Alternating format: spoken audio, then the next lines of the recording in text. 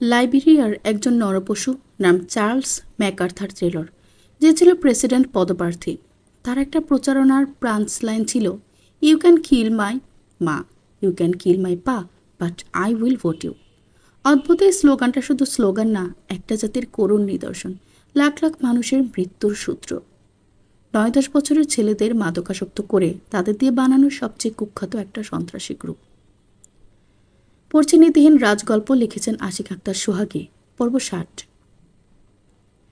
যাদের প্রথম স্টেপ ছিল নিজ পরিবারকে নিজের হাতে হত্যা করা এবং মা বোনকে রেপ করে খুন করা, এদের মস্তিষ্কে মাদক এমনভাবে ঢুকানো হয় যেন একজন জীবন্ত নরপশুতে পরিণত হয় সে। আর আমাদের রাজনীতিবিদগণ ঠিক সেই পথেই সীমিত আকারে হাঁটেন। দলের কর্মীদের মাদক থেকে শুরু করে যত প্রকার অনৈতিক কাজের শেল্টার দেন বড় বড় নেতারা। নিবিড় এর বহির্ভূত না। একটা গ্রুপ রাজনীতিতে যোগ দেয় শুধু ড্রাগসের জন্যই। নিবিড়ের ক্লাবের 80% স্টুডেন্ট ড্রাগ এডিক্টেড ছিল। মাস পাঁচেক আগে হঠাৎ তার বোধ হলো এইসব ছাইপাশ আসলে কোনো নেশাই না, আসল নেশা হচ্ছে মানুষের নেশা। একজন ব্যক্তিগত মানুষের নেশার চেয়ে বড় কোনো নেশা দুনিয়াতে নেই। তাই তার এইসব ফালতু নেশা ছাড়তে 2 মিনিট লাগেনি। একজন লিডারের একটা বড় পদক্ষেপই পারে পুরো দলের পরিবর্তন করতে। নিবিড়ের জন্য তার ক্লাবের 50% ছেলেপেলে নেশা ছেড়েছে, বাকিরা লুকিয়ে চুকিয়ে খায়, তবে সাপ্লাই করে দলেরই কিছু উঠতে নেতা কম ব্যবসায়ী বেশি লোকেরা। নিবিড় জানে তাদের কথা। সবাইকে তো আর বাগড়া দিয়ে রাজনীতির মাঠে থাকা যাবে না, তাই বিশেষ ঘাটেনি তাদের। বেশ কয়েকটা নিউজে ঘটা করে রান্না হয়েছে নিবিড়ের মাদকাসক্তি নিয়ে আর্টিকেল, আর 2টা বেসরকারি নিউজ চ্যানেলে এটা বেশ উত্তেজনা নিয়ে টকশো করা হচ্ছে। নিবিড় এইসব অবশ্য এখনও জানে না। সে শপিং মলে ব্যস্ত আপনা বিবিকে পাহারা দিতে। নিবিড় ভেবে পায় না জিয়ানা আসলে কি ধাতুর তৈরি। এত চটপটে আর দুরন্ত কেউ হতে পারে কিভাবে? হাঁটে কম, দৌড়ায় বেশি। এই পাশাপাশি হাঁটছিল, মুহূর্তেই ফুরুত করে বাচ্চাদের দিকে চলে গেল। উম্মে কুলসুম, মাইমুনা, রেবেকা আর লতা ছাড়া বাকি সবাই এসেছে। ফারহানা বাসা থেকে চলে যাওয়ার জন্য বের হলে জিয়ানা এক কথায় তাকে আটকে দেয়। সে যত দিন ওই বাড়িতে আছে সবাইকেই ততদিন বাধ্যতামূলক থাকতেই হবে। তারপর ফারহানা ফিজান আর ফাইজাকে বকলদাবা করে এনেছে। সবাই পরিপাটিভাবে এলেও জিয়ানা তার চিরচেনার রূপে এসেছে। কালো হুডি আর ডেনিম প্যান্ট, সাথে সানক্যাপ আর মাস্ক। নিবিড় 2বার ক্যাপ্টেনের চোখ ঢেকে দিয়েছে বেধায় জিয়ানা এখন তাহানিকে কোলে নিয়ে আক্কাসদের সাথে হাঁটছে। বাচ্চাগুলোর গরিবী বেশভূষার জন্য গার্ডের প্রথমে ঢুকতে দিতে চায়নি শপিং মলের ভেতর। নিবিড় গিয়ে ধমক দিয়ে ঢুকিয়েছে। জিয়ানা ভাবে দুনিয়াটা আসলে শক্তের ভক্ত, নরমের জম। সে কত ভদ্রভাবে রিকোয়েস্ট করেছে, কাজ হয়নি। যেই হুঙ্কার ছাড়ল নিবিড়, সব কেমন চুপসে গেল। পরক্ষণে তার মনে পড়ে মেহেদি দেয়া খামটার কথা। প্রচণ্ড হিবিজিবি একটা স্কেচ, চারপাশে কতগুলো সমান্তরাল দাগ টানা, যেগুলোর মাঝে আবার অধিকাংশ লাল কালি দিয়ে ক্রস দেখায়। ইংলিশ লেটার দিয়ে এক একটা লাইন চিহ্নিত করা। জিয়ানার দিকে নিবিড় মুচকে হেসে বলেছিল, শেষ চেষ্টা করব জিয়ান কাঠি, একটা শেষ চেষ্টা। মেহেদিকে কেলিয়ে ফাটিয়ে দেওয়ার পরও কি এমন জিনিস দিল যেটা নিবিড়ের এত উৎফুল্লতা? এই কথায় আর তাকানোতে তখন জিয়ানার কাছে লাগে নিবিড় আসলে ভয়াবহ টাইপ পাবলিক। প্রচণ্ড বুদ্ধিমান আর ভয়াবহ রাগে এই মানুষটাকে চাইলেও পড়া যায় না। তার ভিতরে কেউ শত চেষ্টা করলেও ঢুকতে পারে না। জিয়ানাও পারবে না। হিমালয় জয় করা সম্ভব, কিন্তু এই লোককে না। কিংবা নায়াগ্রা ফলসে ডুব দিয়ে ভেসে ওঠা যায়, তবুও এর মনের মাঝে ভাসা যাবে না। কাল রাতে যখন মানুষটার উষ্ণতায় জিয়ানা জাগতিক চেতনার বাইরে, তখনও নিবিড়কে পড়া গেছে। এই যে এখন মনে হচ্ছে আগাগোড়া একটা রহস্য, কিংবা পুরোটাই সরল। জিয়ানা চালহাট বলে নিজের চিন্তা সরিয়ে বর্তমানে মনোযোগী হয়। তারপর তাহানাকে কোল থেকে নামিয়ে হাত ধরে হেঁটে হেঁটে গায়, pretty little baby you so that maybe will be think of me and try to love me. Pretty little baby I am hoping that you do, you can ask the flower, I sit for hours. Little all the bluebirds, the bill and cobars. Pretty little baby, I'm so in love with you.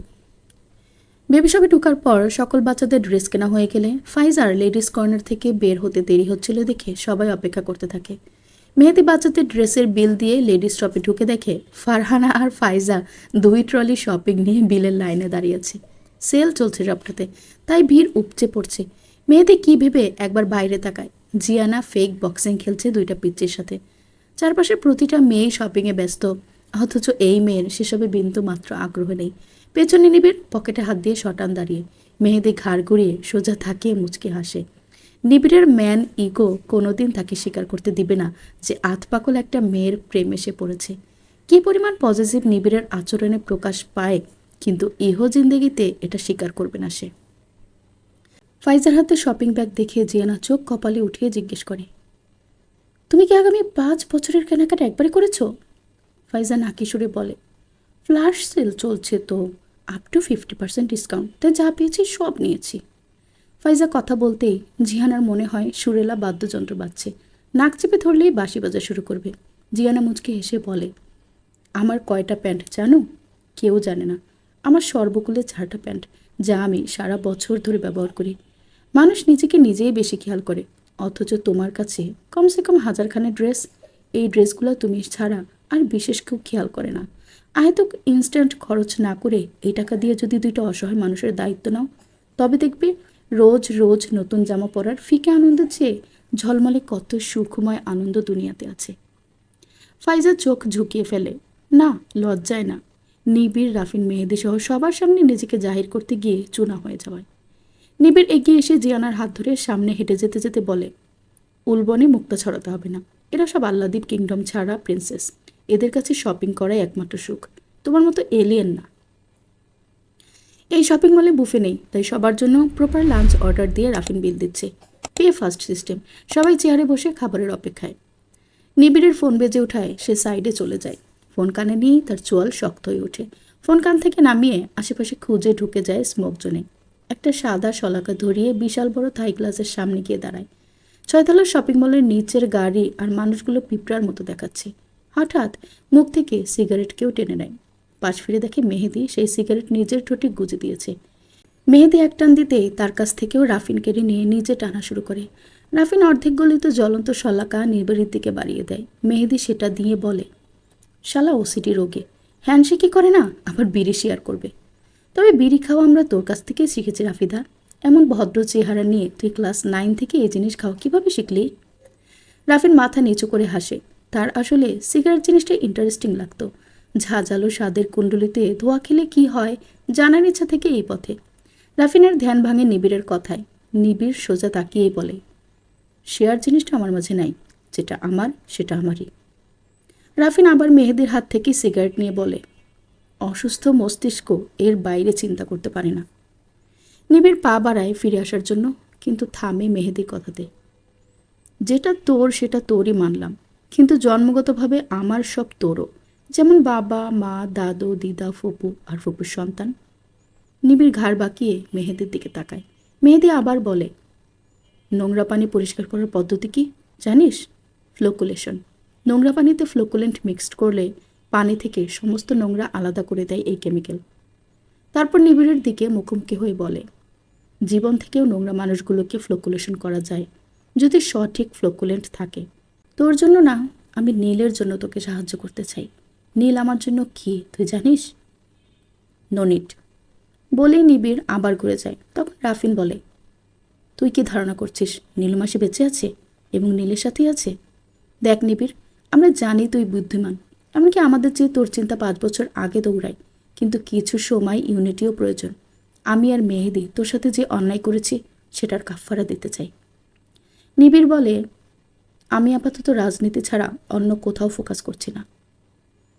তুই যে স্বার্থপর সেটা আমি জানি, তবে হুটহাটিভাবে জাতীয় নির্বাচনে দাঁড়ালেই কি সফল হওয়া যায়? বলেই ব্যঙ্গ করে মেহেদি। একটা গাছ পুতলেই তাতে সাথে সাথেই ফল ধরে না, আমি সেটা জানি। তবে কেন এত পরিশ্রম করছিস? রাফিন গম্ভীর গলায় প্রশ্ন করে। ফ্রেম পাওয়ার জন্য।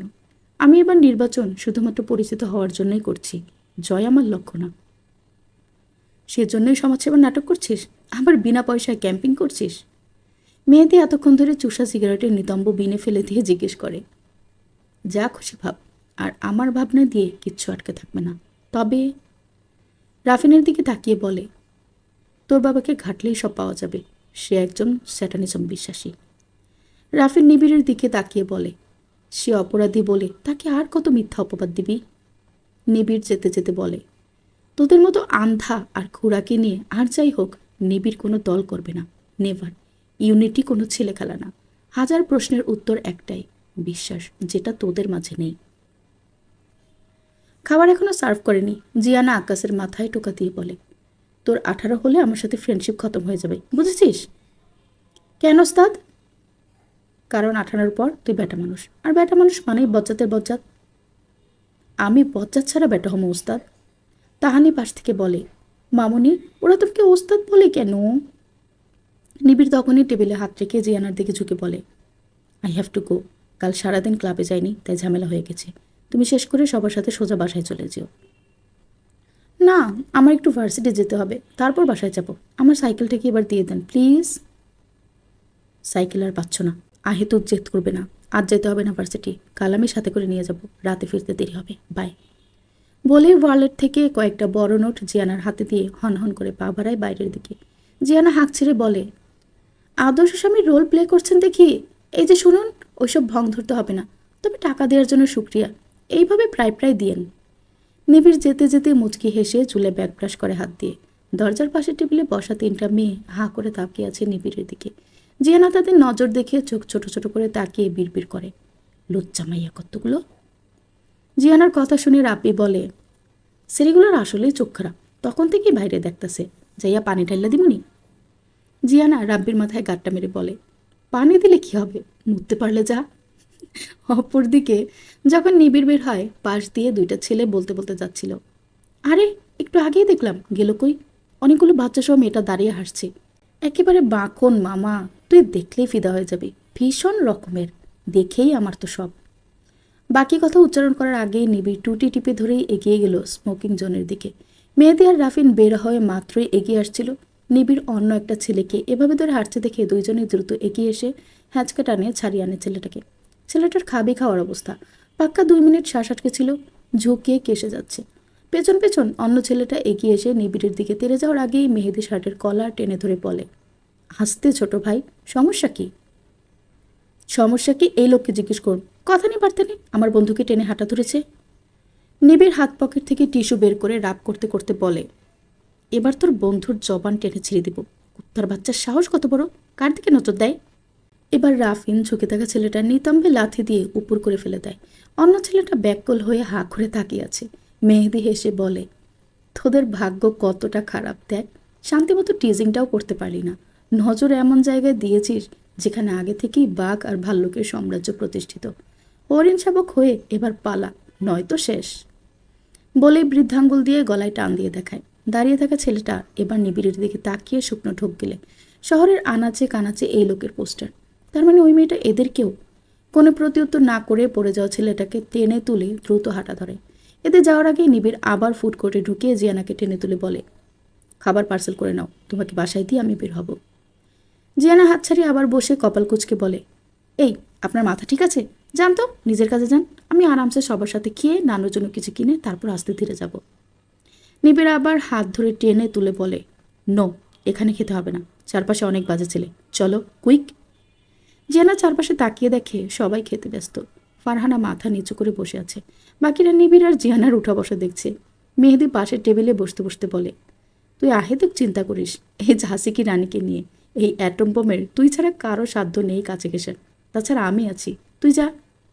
নিবিড় মেহেদির কথায় একটু ভরসা পেল, তাই মেহেদিকে আর চোখে একবার দেখে জিয়ানাকে বলে, বেশি তিরিং বিরিং করবে না, ভদ্রমেয়ের মতো হাঁটবা আর আহেতুক হা হা হিহি করবা না। হ্যাঁ, এখন আপনার কাছে আমার পারমিশন নিয়ে হাসতে হবে, ফেরেপাস লক্ষ্য থাকার। নিবিড় জিয়ানার কানের কাছে গিয়ে বলে, যত বেশি হাহা হিহি রাতে তত মার্সিলেস নিবিড়। জিয়ানা চেয়ার থেকে সরে দাঁড়িয়ে নিবিড়কে টেনে বসিয়ে লম্বা চুলগুলো এলোমেলো করে দিয়ে বলে, যান, এভাবেই ঘুরবেন, এত পাঙ্কুগিরি দেখানো লাগবে না, আসছে আমার একেবারে শাহমাল। রাফিনেদের খুনসুটি দেখবে না করেও বারবার তাকায়, আর ফাইজা হাঁ করে তাকিয়ে ভাবছে, এটা কোন নিবিড়। একটা জীবন, গড় আয়ু 72 বছর। 45 বছর পর্যন্ত শরীরের শেষ টান থাকে, এরপর শরীর ছেড়ে আসে। সেনাজ স্বপ্না বয়স 47 বছর। 16 বছর বয়সের পর জীবন থেকে হাসি আনন্দ সব হারিয়ে গেছে। কিশোরী বয়স শেষ হওয়ার আগে জীবনের সুর হারিয়ে হতাশার চাদরে ঢাকা একটা মানুষ। এরপর কাহিনী সবার জানা, ভুল মানুষের প্রেমে পড়ে এবং একাধিক খারাপ মানুষের পাল্লায় পড়ে কালো জাদুর শিকার হয়। এরপর ভুলের উপর ভুল করে জীবনের সুর থেকে দূরে, বহু দূরে ছিটকে দূর দ্বীপবাসিনীর মতো ধুকে ধুকে জীবন পার করছে। এমন জীবনপ্রাপ্ত মানুষের ভেতরটাতে কেউ ঢুকলে দেখতে পাবে থরে থরে সাজানো সব পুরা জলসানো স্মৃতি। চলতে ফিরতে সুস্থ স্বাভাবিক মানুষ, অথচ ভেতরে শুধু হাহাকার আর হাহাকার। জিয়ানার জোড়াজুড়িতে তাকেও আসতে হয়েছে তাদের সাথে। কিন্তু স্বপ্না আর আসমা কুকারিজ আইটেম কিনতে অন্য সাইডে গেছে। জিয়ানাদের সাথে লাঞ্চের সময় এক হবে, কিন্তু মহিলারা দুঃখী হোক বা সুখী হোক, শপিংয়ের সব এক। এখানে এদের দরকারি জিনিসের ফর্দ শেষ হয় না। আল্লাহর ওয়াস্তে সেটা চলতেই থাকে। জিয়ানা লাঞ্চ করার আগে একবার স্বপ্নার সাথে গ্রাউন্ড ফ্লোরে দেখা হয়েছিল। তখন বাচ্চাদের ড্রেস অর্ধেক সিলেক্ট করা হয়েছে। জিয়ানার শপিং জিনিসটা বিরক্ত লাগে, তাই একটু অন্য সাইডে ঢু মারতে এসে দেখে একটা চমৎকার দৃশ্য। একজন আধা পাকা লোক লম্বার কারণে বেঁকে গেছে। ক্লিন শেভের জন্য গালের চামড়ার ভাঁজ স্পষ্ট। স্বপ্নার সামনে করুণ চোখে তাকিয়ে আছে। জিয়ানা এই চোখ চেনে। এই চোখের মাঝে আছে এক রাশ অসহায়ত্ব, এক রাশ অভিমানী ভালোবাসা, এক রাশ অবেলার আবেগ। জিয়ানা পা বাড়ায় তাদের দিকে। কাছাকাছি গিয়ে একটা পিলারের পেছনে দাঁড়িয়ে যায়। লোকটা বলছে, এখনো তুমি একই রকম আছো শেহনাজ, সেই কিশোরী বয়সের মতো স্নিগ্ধ সতেজ। আমার বকুলের মালা শুকিয়ে কবে বাতাসে মিশে গেছে, অথচ মাল্য দানকারী এখন অবিচল। আমার জোয়ান চোখ বৃদ্ধ হলো, তবুও তোমাকে দেখার আশটুকু মিটল না। কি আশ্চর্যজনক ঘটনা, তাই না শেহনাজ? লোকটার কথাতে একটা যাত্রাপালার টান আছে। কবিটবি হবে হয়তো, কিন্তু এই বয়সে এসে এত রস কোত্থেকে আসে মানুষের? জিয়ানা হুডির হাত গুটায়। ব্যাটার কবিতা পেছন দিয়ে ভরে দেবে। তার শাশুড়িকে টিস করা? হুম। পরক্ষণে আবার আড়ালেই থেকে যায় স্বপ্নার কথা শুনে। শফিক ভাই, সেই বয়সে আপনার কবিতার আমাকে টানলেও আজ বড্ড হাসি পাচ্ছে আমার। আমি বুড়িয়ে গেছি, বরং আপনি বদলাননি। এখনও এত রসিকতা কিভাবে আসে আপনার? এখনও তখনও বলে কোনো কথা নেই বালিকা। আর রসিকতা দেখেছ কি? ডোনাল্ড রিগান আমেরিকার দ্বিতীয় জনক। ওনাকে যখন গুলি করা হয়, মৃত্যুর মুখে দাঁড়িয়েও সে ডাক্তার আর স্ত্রীর সাথে কৌতুক করেছিলেন। ভদ্রলোকের বয়স ছিল তখন 70। আপনি আমেরিকার প্রেসিডেন্ট নন। তুমি চাইলে আমি সারা পৃথিবীর প্রেসিডেন্ট হতে প্রস্তুত, কিংবা মঙ্গল থেকে নেপচুন সর্বত্র শাসন করতে রাজি। স্বপ্না শব্দ করে হেসে বলে, ধন্যবাদ শফিক ভাই আমাকে হাসানোর জন্য। ভালো থাকবেন, আল্লাহ হাফেজ।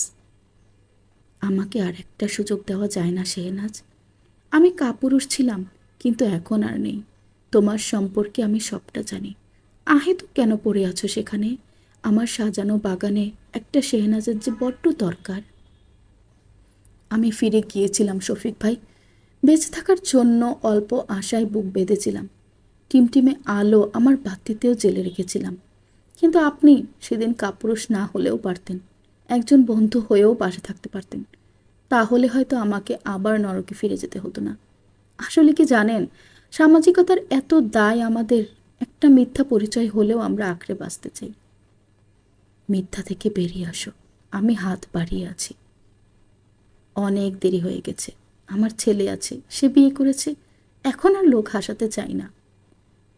বেটার লেট দেন নেভার। আসি, ভালো থাকবেন। বলেই স্বপ্না দূরে বসা আইসক্রিম খাওয়ারত আসমার দিকে হেঁটে যায়। শফিক নামের লোকটা অপলোক তাকিয়ে থাকে সেই দিকে। পেছন থেকে জিয়ানা এসে ডাকে, হ্যালো মিস্টার বেটারলেট। শফিক অদ্ভুত সম্বোধন পেয়ে পেছনে ফিরে তাকিয়ে মুখে হাসি ফিরিয়ে এনে বলে, জি মিস, আমাকে বলছেন? মিসেস শুকনীল নিবিড়। বলেই হাত বাড়ায় হ্যান্ডশেক করার জন্য। লোকটার হাসি এবার গায়েব। জিয়ানা এক কদম এগিয়ে এসে বলে, শাশুড়ির জন্য পাত্র হিসেবে আপনাকে আমার পছন্দ হয়েছে। ফোন নাম্বার দেন, I will call you later. আপাতত কথা বলতে পারছি না, আমার কু বর আশেপাশেই আছে। লোকটা এবার চমৎকার হেসেই নিজের ভিজিটিং কার্ড বের করে দেয়। জিয়ানা কার্ডটা পকেটে ভরে কপালে আঙুল ঠেকে সালাম দিয়ে যেতে যেতে বলে, চার দেয়ালের বাইরে এমন যাত্রার মতো ডায়লগ আর কোথাও দিবেন না। অতি জঘন্য আপনার ভয়েস আর পংক্তি। লোকটা হো হো করে হেসে বলে, অতি সত্যি কথা বলার জন্য পুত্রবধূ হিসেবে তোমাকেও পছন্দ হয়েছে। নামটাই তো জানি না। জিয়ানা, জিয়ানা হক, ইয়াদ রাখনা। কার্ডটা আবার বের করে দেখে Shafiq Ahmed, ex senior surgeon of Norrland university hospital, north Umea, Sweden. জিয়ানার হাসি প্রশস্ত হয়। বেশ যোগ্যতা সম্পন্ন মানুষ তো, তাই তো ভালোবাসার পরেও রেপ হওয়া প্রেমিকাকে বিয়ে করেনি, পালিয়ে গেছে সম্পর্ক চিরে। এখন যেহেতু ভদ্রলোক বিপদ নেই, সেহেতু নিজের যোগ্যতা খর্ব হয়েছে। এখন সে শাহনাজ স্বপ্নার সমান। কি নিদারুণ মানুষের মস্তিষ্ক, কি চমৎকার প্রহসনময় ভালোবাসার নিদান। তবু আমরা নিজেকে রেখে অন্যকে ভালোবাসি, অন্যের জন্যই জীবন পার করি। এই জন্যই নিবিড় জিয়ানাকে বোঝায় ভালোবাসা বলতে কিছু নাই, সবটাই প্রয়োজনের খাতিরে করা। জিয়ানা সেটা এক বাক্যে বিশ্বাস করে। আবেগী ভালোবাসার একটা মেয়াদ থাকে, সেটা হুটহাট আসে আবার হুটহাট যায়, কিন্তু প্রয়োজনের ভালোবাসা একসময় অভ্যাসে পরিণত হলে সারা জীবন থেকে যায়। কবি সাহিত্যিকদের ভণ্ডামির জন্যই এই ভালোবাসার রূপটাই বদলে গেছে আসলে। সারা বিকাল বাচ্চাদের সাথে খেলে সন্ধ্যায় ফিরেছে জিয়ানারা। রাফিনের ক্লাস ছিল, সে লাঞ্চ করেই বের হয়ে গেছে। মেয়েদের সবাইকে পাহারা দিয়ে রেখে সন্ধ্যায় বাসায় পৌঁছে দিয়ে বের হয়ে গেছে। অন্যদিন হলে ফারহানা চিল্লাচিল্লি করত, কিন্তু সে আলগেছে চলে এসেছে। ভেতরে এসে ফারহানা একটা শপিং ব্যাগ জিয়ানার দিকে এগিয়ে দিয়ে বলে, thank you for correcting my mistake. আমি আসলেই ভুলে গিয়েছিলাম নিজের জন্যও বাঁচা যায়। অন্যের ওপর নিজের সুখ যদি 50% ডিপেন্ড করে, তবুও সুখ কোনো দিন ধরা দিবে না। জিয়ানা মুচকি হেসেই বলে, মেনশন নট, যদি অনুমতি দেন তবে একটা বদ বুদ্ধি দিতে পারি। এতে আপনার সুখ ফিরে আসার পসিবিলিটি দ্রুত, আবার একেবারে চলেও যেতে পারে। রিস্ক নিলে দিব। বলো। আমার ফোন নম্বর আপনি আপনার উপর ক্রাশ খেয়েছিল এমন একটা ছেলের নাম দিয়ে সেভ করুন। আমি আপনাকে লাভিডাভি টেক্সট করব। মেহেদি ভাই যখন বাসায় থাকবে তখন ভুল করে তার সামনে ফোন রেখে দিবেন। আমি তখনই টেক্সট করব। এতে ফোনের ডিসপ্লেতে সেটা ভেসে উঠবে। উনি দেখে কী রিয়াকশন দেয় সেটা দেখে বোঝা যাবে ওনার আপনার প্রতি মনোভাব। এইসবে কোনো কাজ হবে না। সে নিজেই 12 ঘাটের জল খাওয়া পাবলিক। আমাকে একজন কেন, 10 জন টেক্সট করলেও কিছু যায় আসবে না। আচ্ছা দেখি না। ঠিক আছে বলেই ফারহানা উপরে উঠে যায়, কিন্তু ফাইজার জিয়ানার কাছে এসে কাচুমাচু করা দেখে জিয়ানা প্রশ্ন করে, কি তুমিও গিফট দিবা? দিতে পারি, আগে যদি এটা বলো নিবিড়কে কিভাবে টেম করেছো। বি সিম্পল, আর আমি কাউকে বশ করি না, আর জঙ্গলি ঘোড়াকে তো আরও না। এরা একবেলা বশ হয়ে পরের বেলা লাথি দিয়ে চাঁদে পাঠিয়ে দেয়। বলেই কুলসুমের ঘরের দিকে হাঁটা ধরে। দরজা খোলা থাকার পরও জিয়ানা নক করে। কুলসুম কামিন বলে দ্রুত অ্যালবাম গোছানো শুরু করে। জিয়ানার রুমে ঢুকে দেখে বেশ আভিজাত্যে সাজানো পরিপাটি একটা রুম। তবে নিবিড়ের রুমটা মনে হয় সবার চেয়ে বড় আর ফাঁকা ফাঁকা। বাকি সবার ঘর ভর্তি ব্র্যান্ডের নিউ ফার্নিচার। জিয়ানাকে দেখে অ্যালবাম একটু আড়ালে রাখার চেষ্টা করলো বৃদ্ধা, কিন্তু সেটা জিয়ানার চোখে ইতিমধ্যে ধরা পড়ে গেছে। না দেখার মতো করেই বলে, তোমার জন্য কি কিনবো ভেবে পাচ্ছিলাম না, তাই জায়নামাজ কিনে এনেছি, সাথে হোম ফ্রেশনার। আমি জানি না তোমার কি পছন্দ। বৃদ্ধা হাত বাড়িয়ে নিয়ে অল্প খুলে দেখে সাইডে রেখে দিলেন। জিয়ানাকে কাছে ডাকলেন হাতের ইশারায়, তারপর হাত ধরে বললেন, তোমার কাছে একটা জিনিস চাই বোন। আমার বুড়িয়ে যাওয়া মন বলছে সেটা তুমিই পারবে। দয়া করে বলো নানু, আমি খুব খুশি হব। আমাকে তোমার নানু ভাই কঠিন দায়িত্ব দিয়ে চলে গেছেন। এই দায়িত্ব আমার গলায় ফাঁসের মতো দিন যেতেই আরও শক্ত করে আটকে যাচ্ছে। তুমি এই দায়িত্বটা নাও, আমার সংসারের দায়িত্ব। আমার শাশুড়ি আমার হাতে দিয়েছিল, আমি পারিনি ঠিকঠাক সেই দায়িত্ব পালন করতে। সন্তানদের হারিয়ে শুধুমাত্র নাতি নাতনিদের আঁকড়ে ধরে বেঁচে আছি একটা সুন্দর সমাপ্তির আশায়। মধুরেণ সমাপেয়ত হয় না নানু, জীবন একটা বিরামহীন যাত্রা। তুমি চাইলেও সুন্দর সমাপ্তি হতেও পাবে না। আর একজন তো বেঁচেই আছে, কত যোগ্য সন্তান তোমার, তুমি তো প্রাউড মাদার। বৃদ্ধা মুখ লুকায়। জিয়ানা মাথা বাঁকিয়ে সেই আমসি হওয়া মুখ দেখে। মানুষের কত রকমের কষ্ট থাকে, নিজের সন্তানের মৃত্যু শোকটাও প্রাণ খুলে কেঁদে প্রকাশ করতে পারে না। আহা, কি লীলা এই দুনিয়ার। জিয়ানা সামনে থেকে সরে পাশে বসে বলে, লুকিয়ে রেখে কি লাভ, আমি জানি। এবার কুলসুম হো হো করে কেঁদে ওঠে। বৃদ্ধ শরীর সেই কান্নার দাপটে কেঁপে কেঁপে ওঠে। শব্দহীন কান্নাগুলো জিয়ানার কাছে বড্ড নিষ্ঠুর লাগে। বৃদ্ধা মুখ খুলে বলেন, নিবিড়ও জানে তাই না? মুখ পাল্টালেও কি আচরণ আর শরীর পাল্টানো যায়? আমি জানি, বাড়ির প্রতিটা মানুষই জানে। আমি ওই মুখের দিকে তাকিয়ে থাকতে পারি না। আমার খোকা প্রচণ্ড খারাপ ছিল। আমি মা হয়ে তো তাকে অভিশাপ দিতে পারি না। তার সকল পাপ মুছে গেছে সারমর্মে এসে। মরার আগে নিজের পুরো পরিবারকে বাঁচিয়ে গেছে। সারা জীবন অত্যাচার করা নিজের ঔরসজাত সন্তানকে শেষে এসে নিজ প্রাণের বিনিময়ে বাঁচিয়েছে। চোখের পানি গলা পেয়ে গায়ের জামা ভিজিয়ে দিচ্ছে কুলসুমের। জিয়ানা কাঁধে হাত রেখে বলে, সেই দিনের ঘটনাটা আমি সবটা শুনতে চাই নানু, আমাকে বলো। বৃদ্ধা কিছুটা সময় নিল, চোখ মুছে বলে, তোমার হাসি খুশি জীবনটাকে বিষাদে ভরাতে চাই না। তুমি ব্যতিক্রম একটা মেয়ে। এই দেশে সাধারণ স্বাভাবিক হয়ে থাকাই স্বস্তির। ব্যতিক্রম হলেই নিঃসঙ্গতা আর নিঃস্বতা। আমার কষ্টের ছায়া কখনো আমার চেহারায় ফুটে না নানু, তাই তো কেউ আমাকে দুর্বল ভেবে আঘাত করতে পারে না। এই জন্য তোমাদের কাছে লাগে আমি ব্যতিক্রম। সেটা ঠিক, যেখানে অন্ধকার নেই সেখানে জ্যোৎস্নারাও খেলা করে না। যাকে দেখে মনে হয় আলোয় ভরা জীবন, তার জীবনে অন্ধকারের মাধুর্যতা থাকে না। যাকে বাহির থেকে দেখতে যত বেশি হাসি খুশি, সে আসলে কষ্ট লুকানোর কঠিন পদ্ধতি আয়ত্ত করে ফেলেছে। তোমার আর সুখের কথার ধরন অনেকটা একরকম, জানো। সেসব থাক। একটা বইয়ে পড়েছিলাম, এক পুরুষের পাপের দায় পরের পুরুষের উপর এসে পড়ে। তোমার পরিবারে কার পাপ পড়েছিল? আমার বড় পুত্রের আর আমার শাশুড়ির অন্যায়ের বলেই আমার পুরো পরিবার। উনি যদি সম্পত্তির বন্টন সঠিক করতেন তবে এই হাল হতো না। একটু থেমে বললেন, দরজাটা আটকে দিয়ে আসো। জিয়ানা দরজা লক করে ছোট মরা টাইপ একটা দুপায়া কুলসুমের মুখোমুখি এনে বসে। বৃদ্ধা পেছন থেকে অ্যালবাম বের করে প্রথম ছবি দেখিয়ে বলে, এটা রূপ। 7 কি 8 প্রথমেই বাড়িতে আনেন আমার শাশুড়ি। তখন মামুনের বয়সও ওর সমান। মাজাহার সবার বড়, নীলুর জন্মের বহু আগে। হাড্ডি সার একটা বাচ্চাকে এনে আমার হাতে দিলেন। প্রথম দিনেই আমাকে মাজাহারের মতো আম্মা ডাকা শুরু করলো। শান্ত শিষ্ট কিন্তু বেশ পটু একটা ছেলে। দিনের পরিক্রমায় আমি ভুলে গেলাম আমার 2টা ছেলে। সবাইকে 3 ছেলের কথা বলি। আমি যখন ওই বাড়িতে পা দেই, গমগমে ভরা সংসার। এখনকার থেকে আভিজাত্য ছিল বহু গুণ বেশি।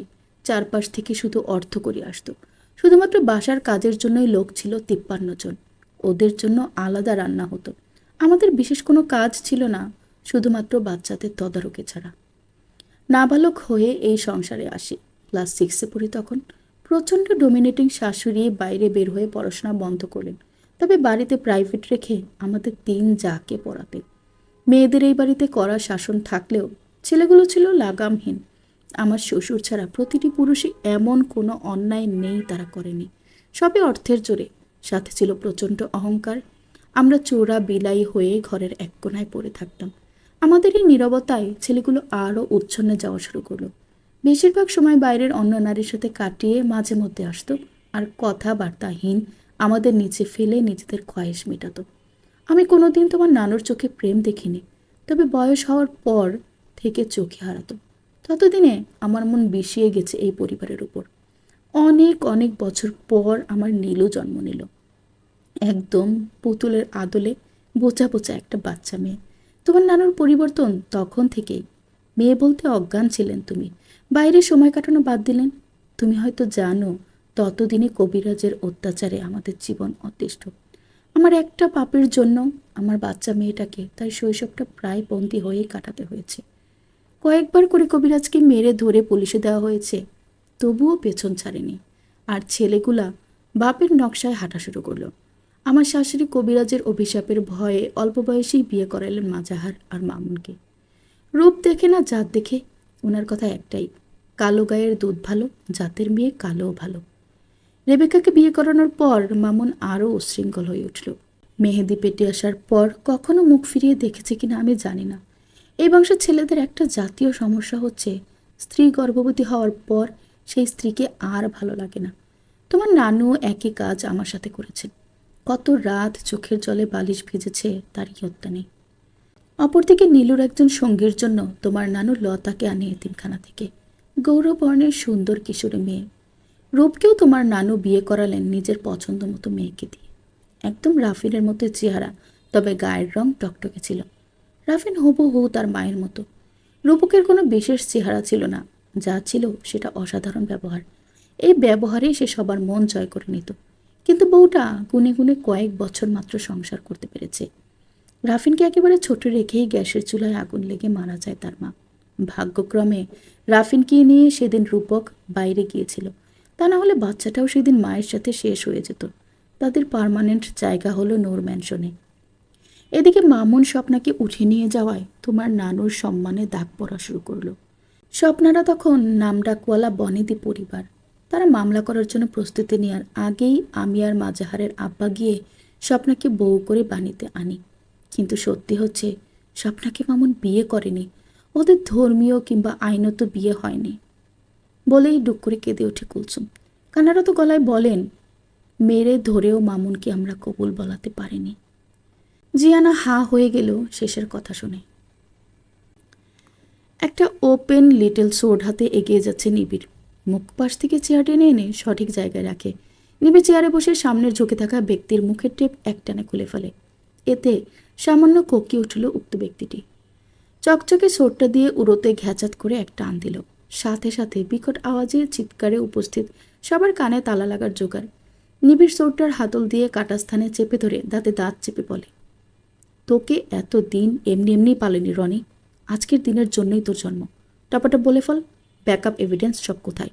3 গুনবো, এর আগেই যেন আমি শুনতে পাই। 1। কোকিয়ে ছিটকে কিছু শব্দ বের হলো রনির মুখ দিয়ে। ভাই, আমি আমি কিচ্ছু জানি না, সব ম্যাডামের অর্ডার। বদি কই? আমি জানি না ভাই, আমারে ছাইরা দেন। আলু পলার মতো হাতে দক্ষতার সহিত রনির 2 উরুতে পরপর অসংখ্যবার সোর্ডের সুনিপুণ নকশা তোলা শুরু করলো নিবিড়। রনির শরীর থরথরিয়ে কাঁপা শুরু করলো। গঙিয়ে ছেঁড়া ছেঁড়া কণ্ঠে বলল, আপনি এখনও রাজনীতিতে নতুন ভাই। ম্যাডাম যাদের সাথে হাত মিলিয়েছে তারা এক তুড়িতে আপনাকে উড়িয়ে দিতে পারবে। বদিকে পুরাতন ড্রাই ফ্রুটসের ফ্যাক্টরিতে নিচে কাল। এতক্ষণে মনে হয় শেষ করে দিই। কথা শেষ করার আগেই নিবিড় রনির বুক বরাবর লাথি দেয়। চেয়ারসহ রনি এক প্রকার ছিটকে আছাড় খেলো দেয়ালের সাথে। তারপর রাগে কটমটিয়ে বলে, সপ্তাহে 7 দিন রাজনীতি করা পাবলিক আমি, আমাকে রাজনীতি শেখাচ্ছে? মেয়েরে ক্যালেন্ডার বানিয়ে লটকে রাখবো তোকে আর তোর এমপির মেয়েকে। তখনই নিবিড়ের ফোনে কল এলো। নম্বর দেখে মুচকে এসে ছোট্ট মক্কুর হাতে দিয়ে সেখান থেকে বেরোয় এসে রিসিভ করে। রুহানি ফোন দিয়েই একটা মোহনীয় হাসি দেওয়ার চেষ্টা করে বলে, 2 ট্রাক ফুল দিয়ে বাসর করলে তো অ্যাক্সিডেন্টাল বউকে ভোগ করে সুবিধাবাদী তকমাক পেয়ে কেমন লাগছে? বউকে ইনটেক ছিল নাকি সেকেন্ড হ্যান্ড মার্কেটের মাল? বলেই অট্টহাসি দিয়ে উঠল। নিবিড়ের মুচকি হাসি এবার প্রশস্ত হয়ে উত্তর করল, গাছে না উঠে ফল ভোগ করার মানুষকে সুবিধাবতী বলে। 1 বছর আগে বিয়ে করেছি আর বাসর গতকাল। অবশ্যই এই সময়ের গ্যাপ আমার বউয়ের কল্যাণই হয়েছে। সে তো আর ওইসব মেয়েদের মতো না যারা বিয়ে তো দূরে থাক, রিলেশনের আগেই রাস্তার কুত্তাদের মতো নিজেকে উন্মুক্ত করে দেয়। ওইসব মেয়েদের উপর আমি আবার থুতুও ফেলি না। আমার থুতুর একটা যোগ্যতা আছে। রুহানি গর্জি উঠল, নিবিড় বলে। নিবিড় এবার অট্টহাসি দিয়ে বলে, আস্তে আস্তে, তুমি হাইপার হচ্ছ কেন? ব্যাপারটা এমন হয়ে গেল না, পড়ল কথা হাটের মাঝে, যার কথা তার গায়ে বাজে। রুহানি নিজেকে সামলিয়ে বলে, আমাদের বাংলোতে তোমার অপেক্ষা করছি। 10 মিনিটের মাঝে না আসলে বৌদির স্টেটমেন্ট অনুযায়ী উদ্ধার করা সব প্রমাণ পাবলিশ হবে।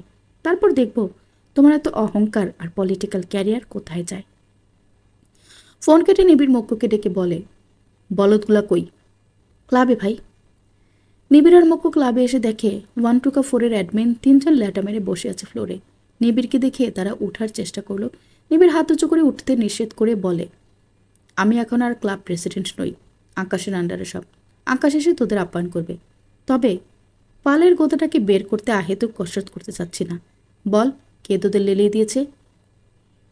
ভাই, আমরা তো সব ভার্চুয়ালি করি, কেউ কারোর পরিচয় জানি না। আমাদের ফোনে পর্যন্ত কথা হয় না। আমাদের উদ্দেশ্য আপনার শত্রুতা করা না। নিবিড় এক ব্রু উঁচুতে উঠিয়ে বলে, আচ্ছা, তবে কি উদ্দেশ্য? আমাদের উদ্দেশ্য যেন কোনো রাজনীতিবিদ স্বেচ্ছাচারিতা করতে না পারে। তাদের একটা জবাবদিহিতার ভয় থাকে। মক্কু, ছেড়ে দে এদের। তারপর কপাল চুলকে বলে, উদ্দেশ্য আমার পছন্দ হয়েছে, তবে তোদের আরেকটু প্রফেশনাল হতে হবে। সব ফেলে ফালতু জিনিস হাইলাইট করিস। তারপর আবার মক্কুর দিকে তাকিয়ে বলে, বাংলোতে যাচ্ছি, স্পেশাল কলম 2টা দিই। ভাই, এমনি ছেড়ে দিব? কি আর করবো, বউকে তো আর কিছু করতে পারবো না। জিয়ানা, এই ছেলের কথাটা কিছুদিন আগে জিয়ানা আমাকে বলেছে। বলেই মুচকি হেসে বাইকে উঠে বসে। পর্ব 61। যারা দুর্বল হৃদয়ের মানুষ তারা পর্বটা এড়িয়ে যাবেন। কাহিনীর প্রেক্ষাপটে কিছু হিংস্র দৃশ্য তুলে ধরা হয়েছে। Brutality is never desirable. যতনে রতন মিলে, কিছু না হয় যত্ন বিনে। এই সংসারে পা থেকে মাথা পর্যন্ত আমি যত্ন করেছি, কিন্তু রতন মিলেনি বোন। এই সংসার কখনোই আমার ছিল না। এখানে নিজ ইচ্ছায় একবেলা ভাত খাওয়ার সুযোগ ছিল না। কর্তৃত্বের জাতা কলে পিষ্ট হয়ে আমি আজ এই পর্যন্ত এসেছি। প্রথমে শাশুড়ি, তারপর স্বামী আর ছেলেদের এবং সর্বশেষে নাতিদের। আজ আমি ক্লান্ত, পরিশ্রান্ত। আমার মুক্তি নেই এই আজাব থেকে। ইদানিং মনে হয় এদের পাপের ইমারত ভেঙে পড়তে বেশি দেরি নেই। আজ সকালে নিবিড় মেহেদির মারামারিতে আমি নিশ্চিত হয়ে গেছি এটা। বৃদ্ধার কথা শেষ হতেই জিয়ানা সাইড টেবিল থেকে টিস্যু এনে হাতে দিয়ে বলে, আশায় বাসা বাঁধতে হয় নানু। আচ্ছা, সুখ কি জানে ওর বাবা মায়ের বিয়ে হয়নি? মাথা দিয়ে হ্যাঁ বোঝায়। জিয়ানার বুক মুচড়ে ওঠে, চোখের পাতা কেঁপে ওঠে এবং সেই সাথে সে রিয়েলাইজ করে বাবা মা নেই এই কথাটার চেয়ে বাবা মার বিয়ের বহির্ভূত জন্ম কথাটার ধার লক্ষ কোটি গুণ বেশি। উপমহাদেশের কোনো সামাজিক মানুষ এই বোধ নিয়ে সুস্থভাবে বেঁচে থাকতে পারে না। জিয়ানার এই মুহূর্তেই নিবিড়কে প্রচণ্ড প্রচণ্ড ভালোবাসতে মন চাচ্ছে। পৃথিবীর সেরা ভালোবাসায় মরিয়ে দিতে ইচ্ছে হচ্ছে। নিজের অনুভূতিকে দলামলা করে নিজের কাছেই রেখে প্রশ্ন করে, আমার মাথায় হাজার হাজার প্রশ্ন নানু, কোনটা ছেড়ে কোনটা করব বুঝতে পারছি না। আচ্ছা, স্বপ্নমা তো এখনও বেশ সুন্দরী, তার মানে তখন আরও বেশি ছিল। মামুর তবে এত আপত্তি কেন ছিল বিয়ের? স্বপ্না রাস্তায় দাঁড়িয়ে মামুনের গায়ে থুতু ছিটিয়ে দিয়েছিল। তারপর থেকে ভালোবাসা অভিশাপে পরিণত হয়েছে। নিবিড়কে যেমন দেখছো তেজি, জেদি আর বদমেজাজি, মামুন ঠিক এমন ছিল, সাথে প্রচণ্ড অহংকার। যে মেয়ে রাস্তায় তাকে থুতু দিয়েছে সেই মেয়েকে সে নিজের নামের সাথে জোড়া লাগাবে না। সারা জীবন রক্ষিত করে রেখে নিজের অপমানের প্রতিশোধ নেবে। বিয়ে করাতে না পেরে মাজাহারের আব্বা একটা নকল রেজিস্ট্রি পেপার বানিয়ে স্বপ্নার বাবার কাছে পাঠায়। আর স্বপ্না যেন তার পরিবারকে সত্যি বলতে না পারে, তাই নানা অজুহাত আর টহল দিয়ে স্বপ্নাকে নিজ পরিবারের থেকে দূরে রাখে। তখন স্বপ্নার মানসিক সমস্যা এত বেশি বেড়ে যায়, প্রায় আত্মহননের পথ বেছে নিত। পাহারা আরও বাড়িয়ে দেয়, তবুও মুক্তি দেননি ছোট খোকা। রেবেকা 2 বার পালাতে সাহায্য করায় রেবেকাকেও নিষ্ঠুরভাবে প্রহার করে মামুন। আমি যদি বউদের পক্ষে দাঁড়াতাম তবে মাজাহারের আব্বা আমাকে তালাকের ভয় দেখাতো। বুড়ো বয়সে এসে নিজের সংসারের মায়ায় এমনভাবে পড়েছিলাম যে সকল অন্যায় মুখ বুজে সয়ে গেছি। জিয়ানা দীর্ঘশ্বাস ছেলে বলে, সুখ কীভাবে জেনেছে? আমার শাশুড়ি খুব গালমন্দ করতো ওকে। শরীর যতদিন সুস্থ ছিল খুব দূরছাই করতো বাচ্চাটাকে। প্রতিবার গালাগালির সময়ে বেজন্মা বলতো, কাছে গেলেই পাপ লাগবে বলে খেকে উঠত। কিন্তু নিবিড় বুদ্ধি করে বাড়িরই একটা মাত্র মানুষটার কাছে শুধু বারবার ঘেঁষত। ওনার গালাগালি হাসি মুখে সহ্য করে হাদিসের বই নিয়ে সামনে বসে হাদিস পড়ত। তা না হলে সুন্দর সুর করে কোরআন তেলাওয়াত করত। তাই বাধ্য হয়ে নূরজাহান বেগমের গালাগালি বন্ধ রাখা লাগতো তখন। প্রতিদিন একই কাজ করতে করতে দুইজনের মাঝে কঠিন মহব্বত গড়ে ওঠে। আর সেই মহব্বতের খাতিরে সব দিয়ে দিল ওকে। এমনকি নিজের ব্যবহৃত শত বছরের ওক কাঠের ফার্নিচার পর্যন্ত নিজের নামে দিয়ে গেছে। তোমাদের রুমের ফার্নিচারগুলো কিন্তু 200 বছরের ঐতিহ্য, সেগুলো সুদূর অস্ট্রেলিয়া থেকে আনা। জিয়ানা হা হয়ে গেল। সে 200 বছরের পুরনো খাটে ঘুমিয়েছে ভেবে অবাক হওয়া মুখ নিয়েই প্রশ্ন করে, সুখ জেনে কোনো রিয়াকশন দেয়নি? আড়ালে কাঁদত বাচ্চা কালে। নীলুফার কাছে টেনে আদর করে বোঝাতো, আমরাও কেউ ওকে ওভাবে কাছে টেনে নিইনি। সত্যি বলতে বিয়ে ছাড়া জন্ম বলে আমাদের মেনে নিতে বেশ অনেক বছর সময় লেগেছে। তখন যে একটা গ্যাপ হয়েছে, এরপর সেটা মেটেনি। নিবিড় কোনো দিন আমাদের সম্বোধন করে কিছু ডাকেনি পর্যন্ত, কাউকেই না। নীলুফাই ছিল ওর ধ্যান জ্ঞান। তবে একের পর এক সম্বন্ধ ভেঙে যাওয়ায় আমার ভয় হওয়া শুরু করলো। পাত্রপক্ষের সামনে কখনো কখনো নিবিড় আম্মু বলে ডেকে উঠত। আমি নিবিড়কে আড়ালে নিয়ে শাসাতাম। মাজাহারের আর তার স্ত্রীর মনে বিষ ছিল আমি প্রথম থেকেই জানতাম। নানা রকম সম্বন্ধ মাজাহার আনত নীলুর জন্য। বেশিরভাগ খোঁজ নিলে দেখা যেত বিগড়ে উচ্ছন্নে যাওয়া পাত্র। রূপকে সব খুঁজে বের করত। অপরদিকে বাসায় নানা অঘটন ঘটতেই থাকতো। নীলুর শরীর স্বাস্থ্য খারাপ হতেই থাকলো। ডাক্তার কবিরাজের কোনো কাজই হচ্ছিল না। পড়াশোনা শেষের দিকে হলেও বিয়ে কিছুতেই দিতে পারছিলাম না। ওর বয়সী মেয়েদের তখন 2টা করে বাচ্চা ছিল। এরপর ঘটে সবচেয়ে খারাপ ঘটনা। বাড়ির 5 ছেলেই একসাথে নিখোঁজ হলো। একদিন পার হয়ে গেলেও খোঁজ পাওয়া যাচ্ছিল না। মাজাহারের আব্বা সহ বাড়ির সবাই ভেঙে পড়ে। এই সময় নীলু এসে বলে সেই কবিরাজের আস্তানায় খোঁজ নিতে। একজন সাধারণ কবিরাজ যে এতটা ভয়ঙ্কর হতে পারে কেউ আমরা কল্পনাও করিনি। যতক্ষণে উদ্ধার করা হয় ততক্ষণে রনির জান চলে গেছে। আর নিবিড়ের পরিবর্তন হলো সবচেয়ে বেশি। মেহেদি, রাফিন আর জনির সাথে সম্পর্ক রাতারাতি বন্ধু থেকে শত্রুতে পরিণত হলো। সেদিকে নজর দেওয়ার মতো সময় আর সুযোগ কোনোটাই তখন ছিল না আমাদের।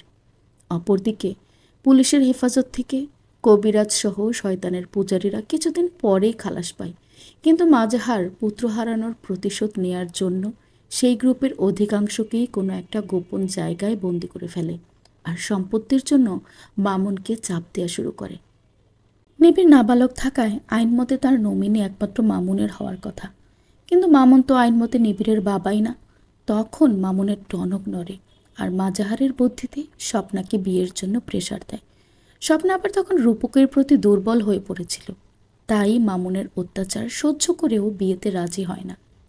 তাই মাজাহার আর মামুন বুদ্ধি করে আগে রূপককে সরায় আর স্বপ্নাকে কালো জাদুর বশে কাঠপুতুল বানিয়ে ফেলে মাজাহারের স্ত্রী। ওদের ইচ্ছা ছিল নীলুকে মেরে তারপর নিবিড়কেও পথ থেকে সরিয়ে দেওয়া।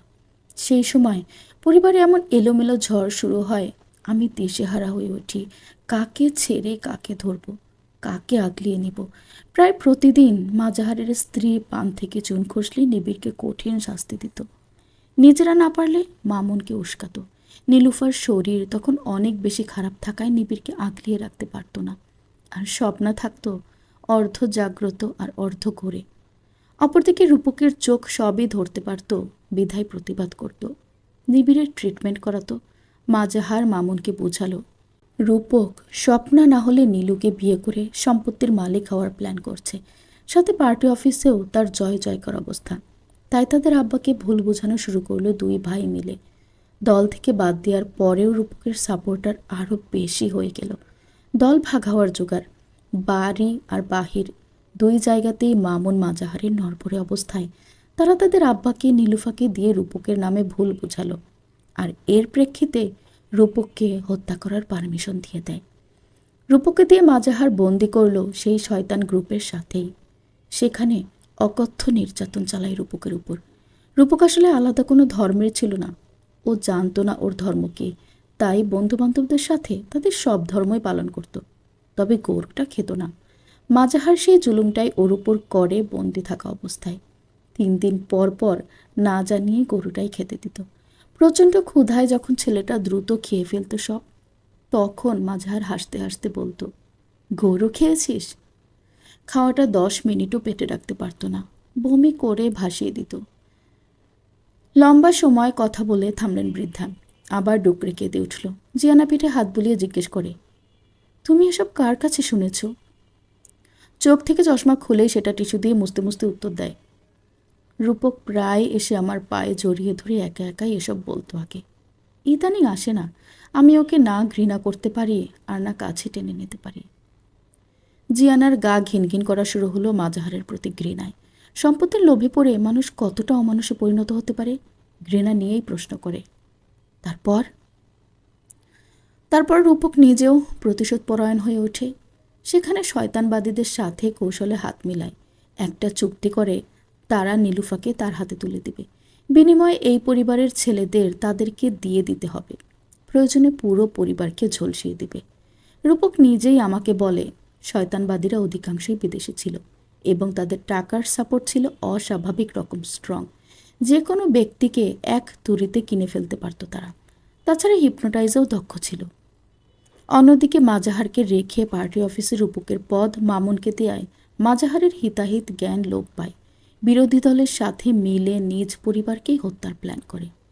আমার পেটে ধরা সন্তানেরা এমন হবে জানলে জন্মের সময় মুখে মধুর জায়গায় লবণ দিয়ে মেরে ফেলতাম, বলে উম্মে কুলসুম আকুল হয়ে কান্না শুরু করলো। জিয়ানা উঠে যায় বসা থেকে। সে বুঝতে পারছে পরবর্তীতে কি হয়েছে। মাথার ভেতর কেমন ভোঁতা যন্ত্রণা টের পাচ্ছে ক্রমশ। মাথা ঘুরিয়ে দেখে 70-এর উপর বয়সী বৃদ্ধাকে। কি ভীষণ কষ্ট আর হাহাকারময় ধকধকে আঘাতে এদের প্রত্যেকের হৃদয়ে। আহা, অর্থ সম্পদ! যেই সম্পত্তি জীবনের সুখ শান্তি আর স্বস্তি কেড়ে নেয়, সেই সম্পত্তির মুখে আগুন। এই সম্পত্তি না থাকলে তার মা স্বামীর জীবন আজ আর 4-5 জনের মতো সহজ স্বাভাবিক হতো। উম্মে কুলসুম নিজেকে ধাতস্থ করে আবার বলা শুরু করে, ঘটনার দিন হঠাৎ করে বাসার গার্ড বদলে গেল। আমি ওতে মাথা ঘামাইনি, কারণ মাঝহার নিজেই বলেছে আগেরগুলা ফাঁকি দিচ্ছে, তাই নতুন সব চাকরি দেওয়া হয়েছে। সকালে নাস্তার পর আবার দেখি ড্রামে ড্রামে তরল জাতীয় কিছু জিনিস এনে গার্ডের এরিয়ায় রাখা হচ্ছে। সেদিন মাঝহারের আব্বার শরীর খুব একটা ভালো ছিল না, তাই আমি উনাকে এসব কিছু জিজ্ঞেস করিনি। এরপর সারা দিন স্বাভাবিক। সন্ধ্যার দিকে হঠাৎ সারা বাড়িতে বিদ্যুৎ বিচ্ছিন্ন হলো। ল্যান্ডফোনের লাইন কাটা, দরজা জানালা সব বন্ধ, বাহির থেকে আলো আসার কোনো রাস্তা নেই। মোবাইলের তেমন প্রচলন ছিল না। পুরুষদের হাতে বাটন ফোন ছিল শুধু। আমি মাজাহারের আব্বার ফোনের লাইট জ্বালিয়ে বাইরে বের হয়ে যা দেখি তাতে আমার রক্ত হিম হয়ে যায়। নিচে লাল আলখাল্লা পরা একদল আর মুখে কালো কাপড় বাঁধা আরেক দলের মাঝে রক্তারক্তি যুদ্ধ চলছে। আমার হাত কেঁপে ফোন ছিটকে পড়ে যায় নিচে। বৃদ্ধা এবার এখানেও কাঁপা শুরু করলো। জিয়ানা গিয়ে আগলে নেয় নিজের দুই হাতে। উনার কম্পন বাইরেও ছিটকে বেরিয়ে আসছে। জিয়ানা আস্তে করে বলে, নানু থাক, বলতে হবে না, আমি বুঝে গেছি, তুমি শান্ত হও। কাপা গলায় বলে, শুরু যখন করেছি শেষ আজ করব।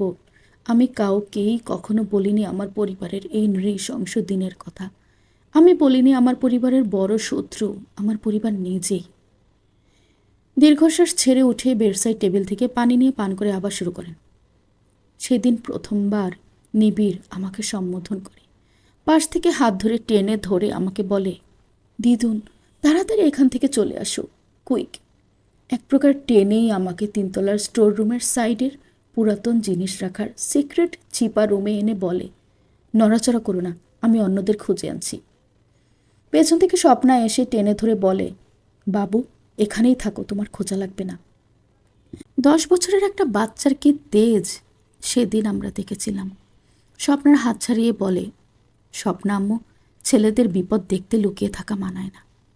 বলার পর 1 মিনিট দাঁড়ায়নি, আমরাও ওর পেছন পেছন আসি। ততক্ষণে কয়েকজন গার্ডের টর্চ লাইটের আলোতে অন্ধকারের ঘনত্ব কমেছে। দোতলায় দাঁড়িয়ে আমার মাথায় আকাশ ভেঙে পড়ে। আমি আশেপাশে তাকিয়ে দেখে বোঝার চেষ্টা করি, এটা কি আমার বাড়ি নাকি কারবালার ময়দান। মাজাহারের আব্বা বের হয়ে এলে সাথে নীলুফাও বের হয়ে আসে। এরপর দরজা দিয়ে মামুন হুড়মুড় করে ঢুকে। ইতিমধ্যে 10-12 জন কাটা গরুর মতো গোঙাচ্ছে আর ছটফট করছে ফ্লোরে পড়ে। আহাজারিতে সারা বাড়ির দেয়াল চিরে যাওয়ার জোগাড়। মাজাহারের ঘর থেকে জনি দৌড়ে বের হয়ে এলে পেছন পেছন মাজাহার আর তার স্ত্রীও বের হয়ে আসে। মেইন দরজায় মামুন স্তব্ধ হয়ে দাঁড়িয়ে, সিঁড়ির কাছে মাজাহার, তার স্ত্রী আর জনি দাঁড়িয়ে, ভাঙা ডাইনিংয়ের কাছে নীলুফা আর মাজাহারের আব্বা দাঁড়িয়ে, দোতলায় আমি, স্বপ্না, নিবিড় আর মেহেদি দাঁড়িয়ে। মাঝখানে অচেনা কতগুলো মানুষ নিজেরা কাটাকাটিতে ব্যস্ত। ভাগ্যক্রমে সেদিন লতা আর মাইমুনাকে নিয়ে রেবেকা তার ভাতেজার বিয়ের অনুষ্ঠানে গিয়েছিল। রাফিন বায়না ধরে সেও যায় সাথে। রান্নাঘর থেকে কুণ্ডুলি কুণ্ডুলি ধোয়া বের হতে থাকে। সকালে রান্না ড্রাম কয়েকটা দিকে সোফার পাশে উপর হয়ে পড়া, একটা থেকে চুয়ে চুয়ে তরল পড়ছে ফ্লোরে। জানালা ভেঙে রূপক ঢুকে ভেতরে, হাতে মাথা ছাড়া দা।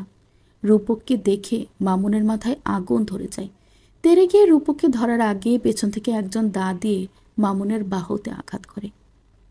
আমার মনে হয়েছে সেই আঘাত সরাসরি আমার মস্তিষ্কে লেগেছে।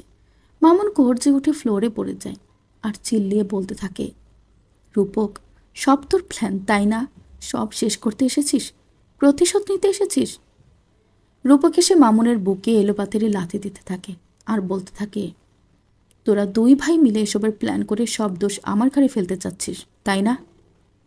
এরপর যা ঘটে তা দেখে আমি দুনিয়াতে ছিলাম না। নিবিড় প্রথমবারের মতো আব্বু বলে চিৎকার করে ছুটে যায় মামুনের দিকে। পরিবারের একটা মানুষও যখন নিজের জায়গা থেকে নড়তে পারছে না, তখন নিবিড় সব পার করে মামুনের কাছে গিয়ে জড়িয়ে ধরে চিল্লাতে থাকে। এর মাঝে মাজাহার ফ্লোর থেকে বড় চাকু তুলে সোজা তার আব্বার বুকে গেঁথে দেয়, আর মাজাহারের স্ত্রী গিয়ে নীলুর চুল ধরে রান্নাঘরের দিকে নিয়ে যেতে থাকে। কি হচ্ছে, কেন হচ্ছে আমার বোধ হওয়ার আগেই আমি ঢলে পড়ি ফ্লোরে। তবে নিবু নিবু চোখে দেখি নিবিড় অদূরে পড়ে থাকা একটা দা নিয়ে রূপকের ডান হাতে কোপ দিয়েছে। এদিকে মুখোশ পরা লোক সব ফ্লোরে পড়ে গেছে। আলখাল্লা পরা লোকেরা কিসব ভাষায় কথা বলে ইশারা করে স্বপ্নার দিকে, আর স্বপ্না কাঠপুতুলের মতো হাঁটা শুরু করে সেই ধোয়ার দিকে। মাজাহারের আব্বা রূপককে চিল্লিয়ে বলছিল যা আমার কানে স্পষ্ট আজও বাজে, রূপ, আমার পরিবারটাকে বাঁচা বাবা, আমার বংশকে নির্বংশ হতে থেকে বাঁচা বাবা। আমি ভুল করেছি, আমার পাপের শাস্তি দেখ আমি পাচ্ছি। আমার নাতিদের দায়িত্ব তোর উপর দিয়ে গেলাম, মাফ করে দিস রূপ। আমি হামাগুড়ি দিয়ে কিভাবে যেন ওনার কাছে পৌঁছাই। উনি আমাকে জড়িয়ে ধরে হাউমাউ করে কেঁদে বলে, মাফ করে দিও কুসু, আমি সবচেয়ে বেশি তোমার সাথে অন্যায় করেছি। দেখো, নিজ সন্তানের হাতে প্রাণ যাচ্ছে, এর চেয়ে আর কি কঠিন শাস্তি হতে পারে? আজ তোমার ছেলেদের হাতে আমার পরিবার শেষ হবে কুসু। এই জন্যই কি সারা জীবন খেটে আসলাম? যদি তোমরা বেঁচে থাকো তবে বাইরের শত্রুদের হাত থেকে বাঁচতে পারবে না, কারণ বংশের পুরুষহীন হয়ে যাওয়ায় সবাই লুটপাট শুরু করবে। রূপকে ছেলের পরিচয় দিও কুসু, আমার রক্তকে শেষ হতে দিও না। ভাইরা সব ওত পেতে আছে একটা সুযোগের। এরপর 2টা হেঁচকি তুলে তারপর সব চুপ। আমি কেন জানি সেদিন কাঁদতে পারিনি জিয়ানা। কেন জানো? আসলে আমি কার জন্য কাঁদব, কোন কোন কষ্টের শোক পালন করব? পরের দৃশ্য আরও নৃশংস। মাঝহার যেন একজন পিশাচ, যাকে সামনে পাচ্ছে কাতিল করে যাচ্ছে, যেন কচু কাটা করছে সব। আমার মামুন অশান্ত জেদি রাগে ছিল, কিন্তু মাঝহার চিরকাল ঠান্ডা মাথার মানুষ ছিল। আমি চিনতে পারছিলাম না আমার ছেলেকে। রান্নাঘরে নীলুফার আহাজারি শুনে রূপক সেদিকে পা বাড়ায়, কিন্তু মাজাহার তাকে বাধা দেয়। আমার সর্বশরীর রক্তে ভেজা। আমি যেন অথর্ব, একজন পঙ্গু আর বোবা মানুষ। রূপক মাজাহারের সাথে পেরে উঠছিল না। পেছন থেকে আলখাল্লা পড়া একজন এসে মাজাহারকে আঘাত করে। এর মাঝে জনি আর মেহেদিকে 2জন আটকে ফেলেছে। তারা যে কালো জাদুর দল সেটা তাদের শরীর দেখেই বোঝা যাচ্ছিল। স্বাভাবিকের চেয়ে লম্বা, স্বাস্থ্যবান এক একজন। আমি নিষ্প্রিয় হয়ে চারপাশ দেখে। সাদা মোজাইকের ফ্লোর যেন লাল গালিচা, রক্তের গন্ধে নূর ম্যানশন যেন যুদ্ধের ময়দান। রূপক রান্নাঘর থেকে নীলুফারকে ধরে ভাঙা জানালাতে বের করে বাইরে নিয়ে যায়। তার নিজের হাত একটা ঝুলছে কোনো রকম শরীরের সাথে। রূপক বাইরে যাওয়ার পর স্বপ্না বের হয়ে আসে অর্ধনগ্ন হয়ে, কপালে লাল রং মাখা আর হাতে খর্ব, খোলা এলোমেলো চুল। স্বপ্নাকে এই অবস্থায় দেখে নিবিড় দৌড়ে যায় তার কাছে, গিয়ে আম্মু আম্মু করতে থাকে, জড়িয়ে ধরে নিজের মাকে আড়াল করার চেষ্টা করছিল। কিন্তু স্বপ্না নিবিড়কে টান দিয়ে ছাড়িয়ে গলায় খর্ব ধরে। মেহেদিকে মাজাহার টেনে ফ্লোরে ফেলে দিয়ে গলায় পাড়া দিয়ে ধরে। মামুনের হুঙ্কার বাড়ে। অসার শরীর টেনেও নড়াতে পারে না। চিল্লিয়ে বলতে থাকে, আমার সন্তানদের মেরো না, আমাকে মেরে ওদের ছেড়ে দাও। স্বপ্না, আমাদের ছেলেও নিবিড়। আমি তোমাকে ভালোবাসি স্বপ্না, সেই অনেক দিন থেকেই। বিশ্বাসের চেয়ে বড় কোনো সম্পর্ক কি জগতে আছে? আমি তোমাকে যেদিন থেকে ভালোবাসি সেদিন থেকেই বৌমানি। বন্ধুদের কাছে ছোট হওয়ার ভয়ে আমি তোমাকে স্বীকৃতি দিতে চাইনি। তুমি ওকে ছেড়ে দাও, আমাকে মেরে দাও। ওর জন্মে তো ওর হাত নেই, সব দায় আমার। মাজাহারের দিকে তাকিয়ে আকুতি মিনতি করতে থাকে। স্বপ্নার খর্ব বসে যায় নিবিড়ের গলায়। নিবিড় নিজেও বিশ্বাস করতে পারছিল না। এর মাঝেই মাজাহার নিজের ছেলের জন্য চিল্লিয়ে বলছিল, জনিকে ছাড়, নাহলে সবাইকে শেষ করে দিব। রূপক তখন আবার ভেতরে ঢুকে দেখে সবাই সবাইকে আটকে দাঁড়িয়ে। আলখাল্লা পরে লোকটাকে বলে, তোদের মামলা বড়দের সাথে, বাচ্চাদের ছাড়। কিন্তু রূপকের কথা না শুনে জনিকে সবার সামনেই জবাই করে ফেলে। বাচ্চাটার ছটফট আমি নিজের চোখে দেখি। তারপর আমার শরীরে কি যেন ভর করে। একটা লাশের পাশ থেকে বড় রামদা কুড়িয়ে নিয়ে আগানোর আগে মাজাহারের স্ত্রী আমার রাস্তা আটকায়। সে মা হয়ে নিজের সন্তানের করুণ দৃশ্য দেখেও অবিচল ছিল, কিন্তু চোখ বন্ধ থাকায় বুঝি হিপনোটাইজ করা সেও। আমি আর অন্য কিছু ভাবিনি। হাতের অস্ত্র দিয়ে সরাসরি আঘাত করি তাকে। তারপর আলখাল্লা পরে লোকটার দিকে যাওয়ার আগেই মাজাহার মেহেদিকে আরও চেপে ধরে আহাজারি করে বলতে থাকে, আমার কেউ বাঁচল না যেহেতু, তোরা বেঁচে থেকে কি করবি? অপরদিকে নিবিড়ের গলা চিরে রক্ত গড়িয়ে পড়ছে। মামুন কোনো শক্তি বলে ওই শরীরে এসে স্বপ্নাকে থাপ্পড় দিয়ে ফেলে দিয়ে নিবিড়কে আগলিয়ে নেয় বুকে। বাপ বেটা একসাথে লুটে পড়ে ফ্লোরে।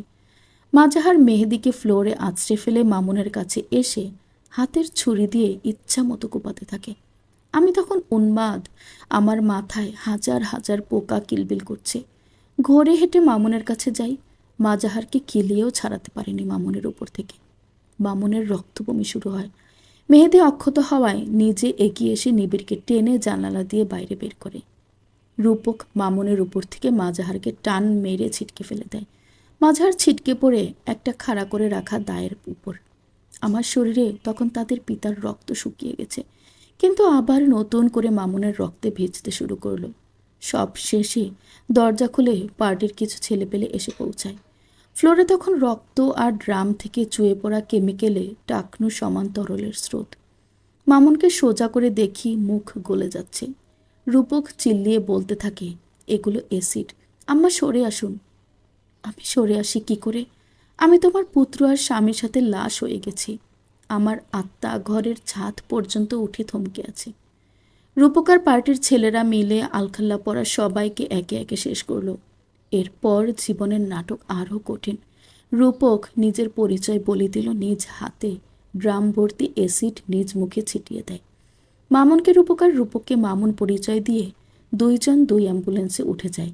আর আমাকে আর স্বপ্নাকে রুমে এনে দরজা ভেতর থেকে আটকে রাখে। আমি সেদিন রাগে কষ্টে স্বপ্নাকে ইচ্ছা মতো চড় থাপ্পড় দিই। স্বপ্না আগের মতোই অবিচল স্তব্ধ ছিল। এরপর বাইরে কি হয়েছে আমি জানি না। কতদিন বা মাস বছর পেরিয়ে গেছে কিভাবে আমি বুঝতে পারিনি। একদিন শুধু মনে হলো, আমার নীলুফা কোথায়? কে যেন বলল, জন্মের সময় যদি নীলুফাকে কবিরের হাতে দিয়ে দিতেন তবে আর এতগুলো মানুষের প্রাণ যেত না। অভিশাপ লেগেছে। আমার দুর্বল মন যে যা বলে সেটাই মেনে নিয়েছিল তখন। আমি নিজ থেকে নীলুর খোঁজ নিইনি, তবে ওর জুয়েলারি আর এফডিআর সব স্বপ্নার মাধ্যমে পৌঁছে দিই। নিবিড় প্রায় 2 বছর কোমায় ছিল হাসপাতালে।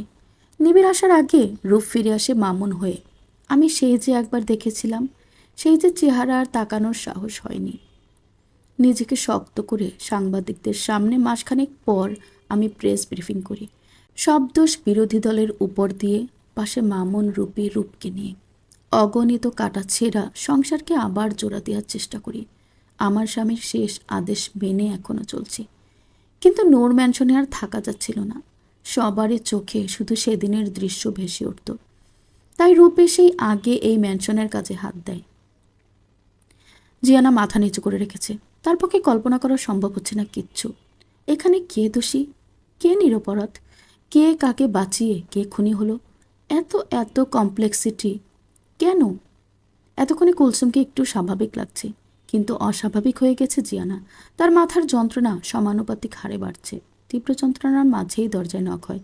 জিয়ানা ভোতা মাথা নিয়েই উঠে যায় দরজার দিকে। মাইমুনা কঠিন মুখে দাঁড়িয়ে আছে দরজায়। হাতে ফোন নিয়ে জিয়ানার দিকে এগিয়ে দিয়ে বলে, দেখো। জিয়ানা অনিচ্ছা সত্ত্বেও ফোন হাতে নিয়ে দেখে রুহানি আর নিবিড় বেশ ঘনিষ্ঠভাবে বসে আছে। রুহানি খোলামেলা পোশাক পরিহিত। জিয়ানা বিরস বদনে ফোন ফেরত দেয় মাইমুনাকে। মাইমুনা বলে, এই বাড়ির ছেলেদের এটা কমন সমস্যা, ঘরে বউ রেখে বাইরে ফুর্তি করা। এমপির মেয়ের বাংলোতে তারা। রুহানি না কি যেন নাম তার, ব্যক্তিগত আইডি দিয়ে এই ছবি আপলোড দিয়েছে। জিয়ানা বের হয়ে যায় ঘর থেকে। প্রচণ্ড মাথা ব্যথা আর নিজের মাঝের জ্বর থামানোর একমাত্র ওষুধ জিয়াউলের মোটিভেশন। পর্ব 62। যখনই দেখেছি তাকে অন্য কারো সাথে, বুঝেছি খোদা কেন শিরক পছন্দ করেন না। মির্জা গালিব বলেছেন। জিয়ানার তীব্র মাথা ব্যথার সাথে বুকেও চলনি হচ্ছে। সে যে নাকে মুখে নিবিড়ের প্রেমে পড়েছে সেটা নিবিড়ের ফ্ল্যাটেই বুঝেছিল, কিন্তু এমন একজনের প্রেমে পড়েছে যে বান্দা প্রেমেই বিশ্বাসী না। নিবিড়ের থিওরি হচ্ছে প্রয়োজনেই প্রিয়জন। জিয়ানার প্রয়োজন ফুরিয়ে গেলে কি তার প্রিয়জন থাকবে না? এই যেমন রুহানির যখন দরকার ছিল তাকে ব্যবহার করেছে। না, সে আর রুহানি এক নাকি? নিবিড় নিজেই তো বলেছে 700 কোটির মাঝে জিয়ানা আলাদা একজন। পুরুষকে নিজের কামনা বাসনার সময় এমন কথা বলেই থাকে। আচ্ছা, নিবিড় যে জানে তার রুট নেট জন্মের সামাজিক স্বীকৃতি নেই, এই জন্যই কি তার এই কঠিন আচরণ? আচ্ছা, জিয়ানাকে কখনো ছুঁড়ে ফেলে দিবি না তো? মাথা ঝাঁকায় জিয়ানা। যত সব ফালতু চিন্তা, যার কোনো যুক্তিই নেই। যে চিন্তার যুক্তি আছে বরং সেই চিন্তা করা যাক। গত 2 দিনে জিয়ানা আহেতুক সব কাজ করেছে। অন্য আর 10টা স্বাভাবিক মানুষ বিয়ে থা করে যা করে, সেও ঠ্যাং ঠেঙিয়ে তাই করে গেছে 48 ঘন্টা। জীবন খাতায় এই 48 ঘন্টার কোনো মূল্য নেই। সে যদি এখন হুট করে অক্কা পায়, তবে ব্যর্থ 2 দিন অপচয়ের জন্য তার শাস্তি অপরিহার্য। একটা ভালো কাজও করেনি, সুখের লোভ পেয়ে গেছে তাকে। আজ তো একটা সুখ পেয়ে এখন আরও লোভিষ্ঠ হয়ে উঠেছে তার মন মস্তিষ্ক। এটা যা ইচ্ছে করুক, ফাইনাল পর্যন্ত তো আর পৌঁছতে পারবে না। কোনো মেয়েই তাকে বারবার মনে করিয়ে দিবে না, আমি জিয়ানা, প্লিজ কন্টিনিউ। বরং নিবিড় গলা টিপে মেরে আসবে। হো হো করে হেসে কুটুকুটি হয় রাস্তায় দাঁড়িয়ে। পরক্ষণেই ফুপিয়ে কেঁদে ওঠে। নির্জন রাস্তায় হাঁটু গেড়ে বসে 2 হাতে মুখ ঢাকে। তার জীবনটা না হয় এলেবেলে ছেলে খেলা, নিবিড়ের জীবনটা এত কঠিন আর কষ্টের কেন? জিয়ানা নিজের বুকে আলতো চাপড় দেয়। সে নিজের কষ্টকে অনায়াসেই গিলে ফেলতে পারে পানি ছাড়াই, কিন্তু নূর ম্যানশনের মানুষগুলোর জন্য তার কলিজা পুড়ে যাচ্ছে। সবচেয়ে বেশি উম্মে কুলসুম আর নিবিড়ের জন্য। আহা জীবন! নিবিড়ের এই কঠিন আচরণ তবে এমনি এমনি হয়নি। কষ্ট আর অভিমান জমে সে অনুভূতিহীন আর পাথর হৃদয়ে পরিণত হয়েছে। এই জন্যই ভালোবাসা বিশ্বাস না করাই স্বাভাবিক। কিছু মানুষ কষ্ট দুঃখ সব নিজের শরীরের ভেতর চাপা রাখে। সেই চাপা পড়া কষ্টগুলো চামড়ার নিচে জমা হতে হতে চামড়া হয়ে ওঠে ইস্পাতের মতো। তখন তাকে আর কিছু ছুঁতে পারে না। তাদের একা একাই কষ্ট ভোগ করার প্রবণতা বেড়ে যায়, যেটা বাড়াবাড়ি হয়ে গেলেই মানসিক সমস্যার সৃষ্টি হয়। জিয়ানা মাথা চেপে ধরে শক্ত করে। চারপাশ হাতড়েও সে কোনো উপায় পায় না এই দুর্বিষহ যন্ত্রণা কমানোর উপায়।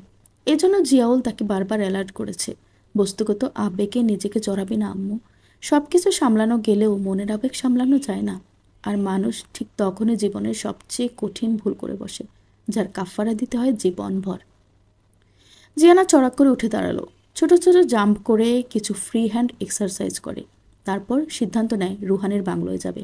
নিজ চোখে দেখা দরকার, তা না হলে মনের উচাটন উপশম হবে না কিছুতেই। আর নিবিড়ের অতীত পরিবর্তন করার সাধ্য কারও নেই, কিন্তু ভবিষ্যৎ আর বর্তমান পরিবর্তন করার অনেক অপশন তার হাতে আছে। তীব্র বাস্তবতা হচ্ছে, যেহেতু বেঁচে থাকতেই হবে, তবে দ্বিধাহীন কষ্ট ছাড়া আর বিশ্বাস নিয়ে বাঁচবে। যে তাকে ভালোবাসবে না, তাকে একপাক্ষিক ভালোবাসায় কোনো বীরত্ব নেই, বরং ব্যক্তিত্বহীনতা। নিজের মনকে রক্তাক্ত করে অন্যের ভালোবাসার কাঙাল জিয়ানা হবে না। নিজের মন যদি তার বিরুদ্ধে আচরণ করে, তবে তাকে দিনে 3 বেলা চটকানা দিয়ে সোজা করার রাস্তা জিয়ানার জানা আছে। রোহানেদের বাংলোটা নূর ম্যানশন থেকে রিকশায় আসতে 20 মিনিটের মতো লাগলো। সরু একটা রাস্তা চলে গেছে মেইন রাস্তা থেকে। দুই পাশে জংলা গাছে ভর্তি। রিকশা ওইটুকু যাবে না, তাই জিয়ানা পায়ে হাঁটা শুরু করলো। সামনেই 2টা মাতাল অকথ্য ভাষায় গালাগালি করে এগিয়ে আসছে। জিয়ানা নিজের হুটি মাথায় উঠিয়ে জোরে হাঁটা শুরু করে। মাতাল 2টার পাশ দিয়ে যাওয়ার সময় তাকেও কিছু বাংলা গালি খেতে হলো। ঝামেলা করবে না করেও বিক্ষুব্ধ মনে ডাক দিল 2টাকে, ওই বলে। জিয়ানা এগিয়ে এসে বলে, এই যে নদের চাঁদেরা, জানিস ওই বাড়িতে কি হচ্ছে? অবশ্য তোরা জানবি কি, মুশকিল আসান হচ্ছে, বিদেশি বোটলের পার্টি হচ্ছে। এই কে রে, পোলা নামাইয়া? খেকিয়ে এক মাতাল বলে উঠল। জিয়ানা আঙ্গুলের গির দিয়ে সজরে মাথায় টোকা দিয়ে বলে, সেটা জেনে তোর বাপের কি? আমার পেছন পেছন আয়, তোদের কি বিদেশি মাল খাওয়াবো। পেছনে লিখলিখে বেটে মাতালটা এগিয়ে এসে নরবরে হাতে জিয়ানাকে ফাউল করার চেষ্টা করে। জিয়ানা হাতটা মোচড় দিয়ে ধরে চটাস করে একটা থাপ্পড় দেয় গালে। মাতালটা এবার হো হো করে কেঁদে বলে, মারিস না আমাকে, আমার ঘরে বড় বড় বাচ্চা আছে। জিয়ানা ফিক করে হেসে বলে, যা, মারবো না, আমার পেছন পেছন আয়, 2জনকেই টাকা দিব। বাংলোর গেটের কাছে টহলরত গার্ডদের দিকে মাতালদের এগিয়ে দিয়ে বলে, জোরে জোরে বলবি আই লাভ ইউ রুহানি, পারবি না? তবে 2জনের 2টা করে 4টা বোতল পাবি। লোভে চকচক করে ওঠা চোখ দিয়ে মাতাল 2টা গার্ডদের সামনে গিয়ে বলা শুরু করলো, ওই রুহানি, আই লাভ ইউ রে, আই লাভ ইউ, বোতল দে তাড়াতাড়ি। জিয়ানা হাসতে হাসতে দেয়ালের পাশে গাছ খুঁজে। গার্ডরা উধুম কেলানি দিচ্ছে মাতাল 2টাকে। এই শুভেচ্ছাকে জিয়ানা দেয়াল টপকে বাংলার ঘরের দিকে চলে যায়। শব্দহীন পায়ে চেক করে প্রতিটা জানালা। মাঝামাঝি একটা জানালায় অল্প শব্দ শুনে তাই সেখানে থেমে যায়। দেয়ালের সাথে মিশে কান পাতে জানালার থাই গ্লাসে। অনেকক্ষণ কান পাতার পর জিয়ানার আর কোনো শব্দ শুনতে পায় না। চারপাশ ভালোভাবে পর্যবেক্ষণ করার সময় হঠাৎ ফুটস্টেপ শুনে একটা রঙন ফুলের ঝোপের আড়ালে দাঁড়ায়। 2জন অতি লম্বা আর বলবান কৃষ্ণবর্ণের লোক বের হলো ভেতর থেকে। অন্ধকারে দাঁত ছাড়া কিছুই দেখা যাচ্ছে না তাদের। গার্ডদের এরিয়া পার হওয়ার সময় রাস্তার ল্যাম্পপোস্টের আলোয় একজনের মুখ স্পষ্ট দেখে জিয়ানা আঁতকে ওঠে। কারণ এটা মামুন ইসলাম, মানে চেয়ারম্যানের ক্যানিবাল গার্ডদের একজন। এরা এখানে কি করছে? জিয়ানার চিন্তার মাঝেই পকেটে ফোন অনবরত ভাইব্রেট হচ্ছে। তাই আফ্রিকান 2জন বের হওয়ার পর জিয়ানা আবার দেয়াল টপকে বাইরে চলে আসে। মূল সড়কে এসে ফোন বের করে দেখে নিবিড়ের কল। ফোন কানে নেওয়ার সাথে সাথে শুনতে পায়, হয়েছে গোয়েন্দাগিরি করা, এবার বাড়ি ফিরে যাও, অসংখ্য শাস্তি লোডিং হচ্ছে, বি রেডি। একদিনেই সকল প্রকার প্রেশার মস্তিষ্কের উপর পড়ায় জিয়ানার মেজাজ তিরিয়ে খারাপ হয়ে গেল। কণ্ঠে ঝাঁঝালো তেজ নিয়ে বলে, যেখানে এসে ফুর্তি করছেন সেখানেই নিজের কর্তৃত্ব দেখাবেন। আমার 2 চোখ যেদিকে যায় সেদিকে যাব। আবার ফোন দিলে আপনার খবর আছে। তারপর কট করে কেটে ফোনের সুইচ অফ করে রেখে নিজের জুতায় চোখ বুলায়। না, এটা তো তার পুরাতন জুতা। তবে নিবিড় কি তার ফোনের মাধ্যমে ট্র্যাক করে? 1 বছরের প্রতিটা কাজে জিয়ানা নিবিড়ের কাছে ধরা গিয়েছে। কোনোভাবেই এই লোককে টেক্কা দিতে পারেনি জিয়ানা। নিজেকে আজ বড্ড কমজোর লাগছে জিয়ানার কাছে। সে গুড ফর নাথিং। আজ পর্যন্ত কোনো কাজে সে কমপ্লিট করতে পারেনি। অবশ্য চেষ্টার কোনো ত্রুটি তার ছিল না। এই দেশের পলিটিশিয়ানদের ক্ষমতা পাতাল থেকে আসমান পর্যন্ত। টাকার কাছে সব নস্যাৎ হয়ে যায়। হাঁটতে হাঁটতে আকাশের দিকে তাকায়। আজ তারা কম ফুটেছে, কাল হয়তো বৃষ্টি হবে। আচ্ছা, তার মা কি তারা হয়ে গেছে, নাকি এখনও দুনিয়াতে আছে? নিশ্চিত প্রচণ্ড সুন্দর মানুষ ছিলেন উনি। মা গন্ধ কেমন লাগে? বাবার কি আলাদা কোনো বাবা বাবা গন্ধ থাকে? আর ভাইয়ের সাথে সম্পর্ক কেমন হয়? তাসের ঘরে স্বপ্ন না দেখাই ভালো। বিশ্ব ব্রহ্মাণ্ডে জিয়ানা একা। নিবিড় চলতি পথের সাথে, তবে তাদের এথিক্স আলাদা। নিবিড়ের যা চাই তাই লাগবে, আর জিয়ানার আজ মরলে কাল 2 দিন, তাই কিছুই লাগবে না। পাশ দিয়ে একটা ভ্যান যাওয়ায় পায়ের গতি বাড়িয়ে সেটাতে উঠে বসে। এমন একটা রাতে রাব্বির আব্বা মারা গিয়েছিল। এইভাবেই জিয়ানা ভ্যানে করে বাসায় ফিরেছিল সেদিন। নিবিড় স্লো মোশনে বাইকে করে পেছন পেছন এসেছিল। জিয়ানা আকাশের দিকে তাকিয়ে থাকলেও বুঝেছে নিবিড় তার দিকেই তাকিয়ে আছে। লোকটার তাকানোর স্টাইল মারাত্মক রকমের কিলিং ফিলিংস আসে। মনে হয় চোখ দিয়ে মনের ভেতর পড়ে নিচ্ছে। স্থির চোখে অন্যের চোখের মনে বরাবর তাকিয়ে থাকে সর্বদা। লায়ন ভয়েস, কিলিং আইস আর শার্প জ লাইনে অনন্য একটা ব্যক্তিত্বের অধিকারী নিবিড়। এই লোকটা জিয়ানার একান্ত ব্যক্তিগত মানুষ ভাবতেই অভ্যন্তরীণ কোন্দল অনুভব করল। পরক্ষণে নিজের ফালতু কোন্দলকে দূরে ঢেলে দেয়। রুহানি শাকচুনির কাছে আসার জন্য একটা কড়া শাস্তি তো প্রাপ্যই নিবিড়ের। মনে মনে ঠিক করলো শাস্তিটা আসলে কি হবে। রাফিন নিজ কক্ষে ঢুকেই বেশ অবাক হয় সাফাকে দেখে। গতকালের প্রোগ্রামে পরা জিয়ানার শাড়ি সে পরে আয়নায় নিজেকে দেখছে। রাফিনকে দেখে সাফা নিজেও থতমত খেয়ে যায়। আমতা আমতা করে বলে, জিয়ানা আমাকে এই শাড়িটা দিয়ে দিয়েছে, তার নাকি আর কখনোই কাজে লাগবে না এটা। দিল, আর তুমি হাত বাড়িয়ে নিয়েও নিলে? হাতের ঘড়ি খুলতে খুলতে বলে রাফিন। আসলে আমি দেখতে চেয়েছিলাম এই শাড়িতে আমাকে জিয়ানার মতো লাগে কিনা, ওর মতো আত্মবিশ্বাসী লাগে কিনা। জিয়ানার শাড়ি পরলেই জিয়ানার মতো হওয়া যায়? ব্যঙ্গ করে রাফিন ওয়াশরুমে ঢুকে যায়। অপরদিকে অপমানে সাফার চোখ দিয়ে পানি পড়া শুরু করলো। জিয়ানা ঠিকই বলেছে, সে আসলেই গোপী বহু। কথায় কথায় চোখের পানি চলে আসে। শাড়িটা জিয়ানা দেওয়ার সময় যে কথাটা বলেছে সেটা সারা জীবন মনে রাখবে সাফা। নিজের দায়িত্ব নিজে নেওয়া মানে ব্যক্তিত্ববান না। অন্যায়ের প্রতিবাদ করাও ব্যক্তিত্ববান হওয়ার একমাত্র শর্ত নয়। একজনের উপর অধীনস্থ হয়ে কঠিন ব্যক্তিত্ববান হওয়া যায়। নিজের কষ্ট, যন্ত্রণা আর চোখের পানি কাউকে না দেখানো সঠিক ব্যক্তিত্ববান মানুষের বৈশিষ্ট্য। যাকে ভাঙা যায় না, দুমড়ে মুচড়ে ফেলা যায় না, সেই ব্যক্তিত্ববান। সারা পৃথিবীতে তুমি একজনই। আল্লাহ তোমাকে আলাদা করে সৃষ্টি করেছেন। তোমার প্রতিটা অঙ্গ আলাদা, প্রতিটা আঙুলের ছাপ আলাদা। তুমি তোমার গুণে অনন্যা। শুধুমাত্র সামনের ব্যক্তির চোখের দিকে স্থির দৃষ্টি দিয়ে কথা বলবে, আর প্রতিটা কথার উত্তর দেবে স্পষ্ট ভাষায়, মাথা ঝুঁকিয়ে নয়। এই শাড়িটা আমার বিশেষ কাজে আসবে না, আর কখনো পরবো কিনা জানিও না। তোমার মনে হয় এটা বেশ পছন্দ হয়েছে, তাই এটা তোমার কাছেই রাখো। বলে শাড়িটা সাফার হাতে দিয়েছে আজ সকালে। এর মাঝে রাফিন বের হয় ফ্রেশ হয়ে। সাফা সোজা হয়ে দাঁড়িয়ে চোখ মুছে ড্রেসিং টেবিলের সামনে গিয়ে গুনগুনিয়ে গান ধরে ঢাড়কে একটা লিপস্টিক মাখা শুরু করে। রাফিন অবাক হয়ে একবার তাকিয়ে আবার নিজের কাজে ব্যস্ত হয়ে পড়ে। লিপস্টিক দেওয়া শেষে সাফা বলে, শুনুন, আমার জিয়ানা হওয়ার কোনো ইচ্ছা নেই। আমি যদি জিয়ানার মতো হই, তবে জিয়ানার আলাদা কোনো বিশেষত্ব আর থাকবে না। আমি আমার মতোই, আর আমাকে গোবেচারা ভাবার দরকার নেই। আমি যথেষ্ট চালাক চতুর। রাফিন চুলে হাত চালিয়ে বলে, আচ্ছা, কী চালাকি করেছো এই জীবনে শুনি? কলেজে উঠেই আমি একটা ফেসবুক আইডি খুলেছিলাম, অ্যাঞ্জেল ডায়ানা নামের। সেই আইডি দিয়ে 8 মাস প্রেমও করেছি। সাফা বেশ গর্বের সাথে সোজা হয়ে বলে, আরে বাস, তারপর? তারপর একদিন দেখা করতে গিয়ে আমি দূর থেকে দেখি আরিয়ান খান আসলে আমাদের এলাকার কাঠমিস্ত্রির হেল্পার আব্বাস। তারপর দৌড়ে চলে আসি বাসায়। এসেই আগে আইটি ডিঅ্যাক্টিভেট করে দেই, আর জীবনেও ওইসবে আগ্রহ দেখায়নি। রাফিন হো হো করে হেসে বলে, অনেক চালাক তুমি, একদমই গোবেচারা না। সাফা তাকিয়ে থাকে রাফিনের মুখের দিকে। উচ্চ সুদর্শন এই পুরুষটা তাকে ছুঁয়েছে ভাবলেই কেমন শিরশির করে ওঠে শরীর। সাফা যদি আরেকটু লম্বা হতো, তবে এই লোকটার সাথে তাকে অল্প একটু হলেও মানাতো। একদম বুক পর্যন্ত সে। সাফাকে তাকিয়ে থাকতে দেখে রাফিন হাসি থামিয়ে বলে, ঘাড়টা ভেঙে যাবে। হাঁ করে তাকিয়েছ কেন? আমাকে আগে দেখনি? আপনি খুব কম হাসেন, অথচ আপনার হাসি কত সুন্দর। রাফিন থমথমে মুখ করে বের হতে হতে বলে, হাসির জন্য কারণ লাগে, আমার কারণ এখন অন্যের কাছে। সাফা এক প্রকার জোরেই বলে, অন্যের জিনিসের আশায় না থেকে নিজেরটার দিকেই নজর দিতে পারেন মাস্টার মশাই। রাফিন দরজার বাইরে গিয়ে কয়েক সেকেন্ডের জন্য পা থামিয়ে ভাবে, অন্যের জিনিস? জিয়ানার হঠাৎ আগমনে আঞ্জুমান আর জিয়াউল দুজনেই খুশি। আঞ্জুমান ঝটপট ফ্রিজ থেকে বড় কাতল মাছ বের করে আলু বেগুন দিয়ে ঝোল রেঁধে ফেলেছে, সাথে পটল ভাজা আর পাতলা মসুর ডাল। তিনজনে মিলে আজ জমিয়ে ডিনার করেছে। জিয়ানা পূর্ণ তৃপ্তি। ওফো, খাবারের লিস্ট শুনে তো আমার জিভে জল এসে গেল।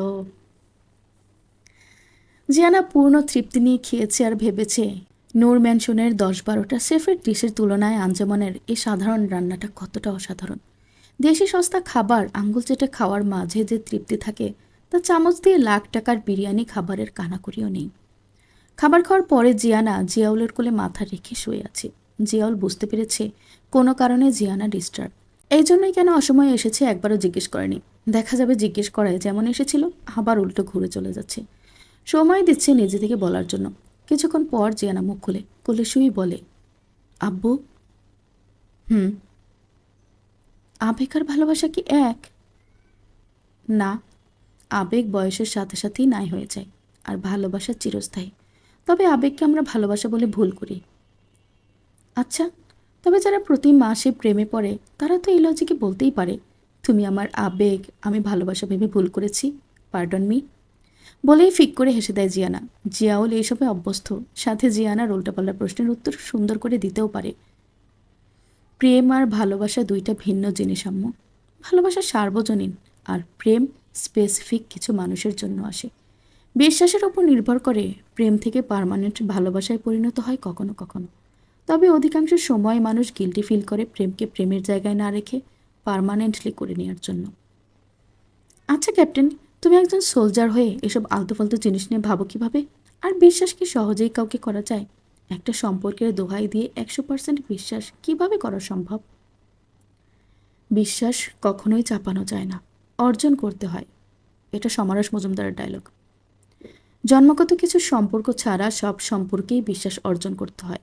তা না হলে কার কি ঠেকা পড়েছে আহেতুক কাউকে জেনে না বুঝে বিশ্বাস করবে? হুম, ঠিক। কিন্তু যারা ভালোবাসায় বিশ্বাসী না, তাদের তো আর কোনো দায়বদ্ধতা নেই যে তাকে কি বিশ্বাস করলো আর না করলো। প্রতিটা মানুষের দায়বদ্ধতা আছে, সেটা কেউ কেউ স্বীকার করে না। সেটা আপন মানুষকে বুঝে নিতে হয়। আপন মানুষ যদি নাই বুঝতে পারে, তবে কিসের আপন মানুষ? আপন হিসেবে তবে ব্যর্থ হয়ে যাবে না? বলেই জিয়ানার চুলে বিলি কাটে জিয়াউল। যাদের কোনো আপন মানুষ নেই, কোনো শেকড় নেই, সামাজিক স্বীকৃতি নেই। জিয়ানার কণ্ঠ কিঞ্চিত কেঁপে উঠল। জিয়াউল থমকে তাকালো জিয়ানার দিকে। এত বড় কথা জিজ্ঞেস করলো কেন জিয়ানা? তবুও উল্টো প্রশ্ন না করে বলে, যখন কষ্ট জমা হতে হতে হৃদয়ে কষ্টের পাহাড় গড়ে উঠবে আর নিজেকে মনে হবে সেরা ব্যর্থ, তখনই বুঝতে হবে কষ্টের শেষ সীমানায় পৌঁছে গেছে। প্রতিটা মানুষেরই আপন মানুষ আছে, আত্মার মানুষ আছে, আর আত্মার মানুষই পরম আপন। তুমি সাগরের মাঝে এক বিন্দু জল নাও, এক বিন্দু জলের মধ্যেই গোটা সাগর। Jalaluddin Rumi. তোমার আপন কেউ নেই, কিন্তু তুমি সবার আপন হবে। জিয়ানা নিজেকে সামলাতে পারে না। ভেতর থেকে দলা পাকানো কান্নারা ফুলে ফেপে বের হতে চাচ্ছে যেন। আরেকটু সেতের চায় জিয়াউলের কোলের ওপর। জিয়াউলের ভয় লাগে জিয়ানার এরূপ প্রশ্নে, তবুও নিজেকে শান্ত রেখে বলে, একটা ভালো কাজ করে নদীতে ফেলে দাও, একদিন মরুভূমিতে তোমার কাজে আসবে। এটাও বলেছেন জালালউদ্দিন রুমি। আমি আহেতুক মরুভূমিতে মরতে যাব কেন? জানো আব্বু, নূর ম্যানশন আমাদের জানার চেয়েও রহস্যময় আর দুঃখী। এত এত প্রতিপত্তির মাঝেও কোনো একটা মানুষও সুখী না। আমার এই 2 দিন মনে হয়েছে এগুলো সহায় সম্পদ না, বান্ডিল অফ বিষ, যা তারা না গিলতে পারছে আনা পারছে উগলে দিতে। জালালউদ্দিন রুমিকে প্রশ্ন করা হলো, বিষ কি? উনি উত্তরে দিলেন, মানুষের প্রয়োজনের বেশি যা কিছু আছে সেটাই বিষ। তাই যাদের বেশি আছে তারা বাইরে থেকে সুখী সমৃদ্ধশালী দেখতে হলেও তারা আসলে সুখী সুখী ভান করা প্রচণ্ড দুঃখী মানুষ। কিন্তু ওরা তো সফল আব্বু, প্রত্যেকেই নিজ নিজ ক্যারিয়ারে চমৎকার ইনক্রিজিং। তবে কেন ঝা ঝকঝকে প্রাসাদের থেকেও এরা প্রচণ্ড একা? এলভিস প্রিসলি, রোল্যান্ড রকের জনক, 71টা ব্র্যান্ড তার নামে চলত। প্রথম সেলিব্রিটি যিনি প্রাইভেট জেটে যাতায়াত করতেন। মাইকেল জ্যাকসন, $1,00,000 বিছানায় 10টা ঘুমের ট্যাবলেট খেয়েও 2 ঘন্টার বেশি ঘুমাতে পারত না। রবিন উইলিয়ামস, ডেল কার্নেগি, সবারই একই সমস্যা, একাকিত্ব। লাখ টাকার বিছানায় এদের ঘুম আসতো না। সাফল্য কখনোই শান্তি আনে না। জিয়ানার ভেতরটা হালকা হয়ে আসছে ক্রমান্বয়ে। একবার মাথা উঁচু করে জিয়াউলের মুখের দিকে তাকায়। পাশে জালালউদ্দিন রুমির 100 উক্তির বই মোচড় দিয়ে উঠে বসে বলে, ওরে বাটপার, এই বই পড়েছ বলেই রুমি মশাইয়ের সব ডায়লগ দিচ্ছ, তাই না? জিয়াউল মাথা নাড়িয়ে হ্যাঁ বুঝিয়ে অট্টহাসি দিয়ে উঠে, সাথে জিয়ানাও হাসতে থাকে। ড্রয়িং রুম থেকে আঞ্জুমান বাপ বেটের হাসি শুনে মুচকি আসে। এই দুইজন মানিকজোর, একে অন্যের মোটিভেশনাল স্পিকার। জিয়ানা জিয়াউলের সাথে গল্প করতে করতেই ঘুমিয়ে পড়েছে। 2 রাতের ঘুম জাগা, সাথে সারাদিনের শারীরিক আর মানসিক টানাপোড়েনে প্রচণ্ড ক্লান্ত থাকায় নিজের অজান্তেই ঘুমিয়ে কাঁদা। মধ্যরাতের কিছুটা পরে নিবিড় আসে জিয়াউলের ফ্ল্যাটে। ঢুকেই সালাম টালাম কিছু না দিয়ে জিয়ানাকে নিতে আসছি বলে খোঁজা শুরু করলো। আঞ্জুমান অবাক হয় না এই ছেলের ব্যবহার দেখে। জন্মের সময় মধু তো দূর কি বাদ, নিশ্চিত একে নিমপাতার রস দেওয়া হয়েছিল। কেমন উদ্ধত আচরণ। নিজের বিরক্ত নিজের কাছে চেপে রেখে বলে, অনেক রাত হয়ে গেছে, তাছাড়া জিও অলরেডি ঘুমিয়ে আছে, আজ থাকুক। ঠিক আছে বলে জিয়াউলের রুমে ঢুকে দেখে জিয়ানা জিয়াউলের কোলে মাথা রেখে বিড়াল ছানার মতো গুটিসুটি মেরে ঘুমিয়ে আছে। জিয়াউলও বালিশে হেলান দিয়ে ঘুমিয়ে আছে। ওই অবস্থায় পাছে না ঘুম ভাঙে, তাই নড়াচড়া করেনি। নিবিড়ের মোটেও ভালো লাগলো না এটা। বাপ হোক আর যাই হোক, এখন তার বউ তার কাছে ছাড়া আর কারো এত কাছে কেন আসবে? থমথমিয়ে এগিয়ে গিয়ে জিয়ানাকে পাজা কোলে তুলে নেয়। জিয়াউলের কাঁচা ঘুম ভেঙে যাওয়ায় ধরফর করে সোজা হয়ে বসে। নিবিড়ের সেই দিকে খেয়াল নেই। শটান জিয়ানাকে নিয়ে জিয়ানার রুমে ঢুকে পা দিয়ে দরজা আটকে বিছানায় এলিয়ে দেয়। আবার দরজার দিকে গিয়ে লক করে নিজের পরিধেয় শার্ট খুলে ছুঁড়ে মারে ফ্লোরে। জিয়ানার বিছানায় হাঁটু মারার সাথে সাথেই কটফট করে খাটটা আর্তনাদ করে ওঠে। নিবিড় মনে মনে খাটটাকে অকথ্য গালে গালে করে ঝুঁকে যায় জিয়ানার দিকে। তারপর পেছন থেকে জিয়ানাকে নিজের কাছে জড়িয়ে ধরে কানের কাছেই গিয়ে বলে, প্রকৃত বুদ্ধিমান ছাড়া নিখুঁত ভান করা বেশ শক্ত। আমার বউ যে বুদ্ধিমান সেটা আজ আবার প্রমাণ হলো। জিয়ানার ঘুম কোলে নেওয়ার সময় ভেঙে গেছে। তারপর অত বছরের দুর্বল খাটটার করুণ আর্তনাদে 100 বছরের নিদ্রাও গায়েব হয়ে যাবে। তবুও নড়াচড়া করল না। অপরদিকে নিস্তেজ হয়ে পড়ে থাকা জিয়ানাকে পেয়ে সুবিধাই হলো নিবিড়ের। জিয়ানার শরীরের বিচরণ করতে সুবিধা হচ্ছে। বিশাল হাত যখন সমান্তরাল ভূমি ছেড়ে উচ্চতায় ওঠা শুরু করলো, জিয়ানার ধৈর্যের বাঁধ ছুটে যায়। নিজের হাতের কনুই দিয়ে নিবিড়ের পেটে আঘাত করে চড়াক করে উঠে যায়। হঠাৎ আক্রমণে নিবিড় পাশ থেকে সোজা হয়ে গেছে। জিয়ানা নিজের স্কার্ট ভাঁজ করে নিবিড়ের কোমরের উপরে বসে চোখ পাকিয়ে দাঁতে দাঁত কিরমির করে। নিবিড় নিজে 2 হাত ঘাড়ের নিচে দিয়ে বলে, বাংলোতে ঢুকলে কিভাবে, একটুও ভয় করেনি? জিয়ানা উত্তর না দিয়ে ঝুঁকে নিবিড়ের উন্মুক্ত বুকের ডান পাশের মাসলে কামড়ে ধরে শক্ত করে। নিবিড় হো হো করে হেসে বলে, love bite, I don't mind, carry on. Jiyana দাঁত আলগা করে উঠে বসে, 2 হাতে নিবিড়ের চুল মুঠোয় নিয়ে ব্রু নাচিয়ে বলে, এবার? নিবিড় নিজেও জিয়ানার চুল মুঠোয় নিয়ে টান দিয়ে নিজের কাছে এনে বলে, বিশ্বাস করো না? অবিশ্বাসের জায়গা নেই আমার কাছে। তবে কেন গেছো? রাজনৈতিক কী চুক্তি করেন সেটা জানতে। অন্য কিছু না? ওইটা মিন করছেন? ওই বিষয়ে চোখ বন্ধ করে বিশ্বাস করা যায় আপনাকে? নিশ্চয়ই কোনো মেয়ে আপনাকে মনে করিয়ে দিবে না সে জিয়ানা, তাকে আদর। নিবিড় আপাতত কথা বলার রাস্তা ব্লক করে রেখেছে। সেটা এখন তার ব্যক্তিগত সম্পত্তি। নিজে ডুবে গেছে সেথায়।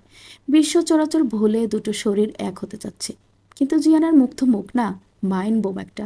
সে নিজ থেকে চাপা স্বরে বলে উঠল, কালকের মতো বারবার মনে করিয়ে দিতে পারবো না। তুমি খুব ডিস্টার্ব করেছো কাল, তোমার উচিত ছিল এনজয় করা। হ্যাঁ, এনজয় না, রোলার গাড়ির নিচে পিষ্ট হয়ে রাস্তা যেমন সমান্তরাল হয় ঠিক তেমন এনজয় করেছি। আজকে তেমন হবে না, আই প্রমিস। আপনি এত জানলেন কিভাবে? ওয়েট, আপনি কত ঘাটের পানি খেয়েছেন? মুড খারাপ হলে কিন্তু তোমার খবর আছে। ওই শাকচানের কাছে গিয়ে রংঢং করে এসে আমাকে সারাচ্ছেন? আপনার লম্বা চুল আমি ন্যাড়া করে দেব সুখ। আমার মেজাজ 2 গুণ না 4 গুণ বেশি খারাপ। নিবিড় হো হো করে হেসে বলে, আমার বউ জেলাস দেখি। ঠিক আছে, আমিও কাল রাফিন স্যারের সাথে এইভাবে একটা ফটো উঠিয়ে সোশ্যাল সাইটে আপ দিই। মিনিট খানেক পর জিয়ানা চিল্লিয়ে উঠলে নিবিড় মুখ চেপে ধরে বলে, I could not honour you tonight, and for that I am not sorry at all. Nibir আজ সত্যি সত্যি অনার করেনি, অন করে নিয়েছে নিজের অর্ধাঙ্গিনীকে। জিয়ানা মুখ ফুলিয়ে খাটে হেলান দিয়ে বসে আছে। নিবিড় ফুলো গালে ছোট ছোট চুমু এঁকে বলে, এত অবাধ্য কেন তুমি? জিয়ানা উত্তর করে না। নিবিড় জিয়ানার একেবারে কাছে এসে উন্মুক্ত ক্লিভেজে নাক ঘষে বলে, আমি দুপুর থেকে না খেয়ে আছি চাঁদ।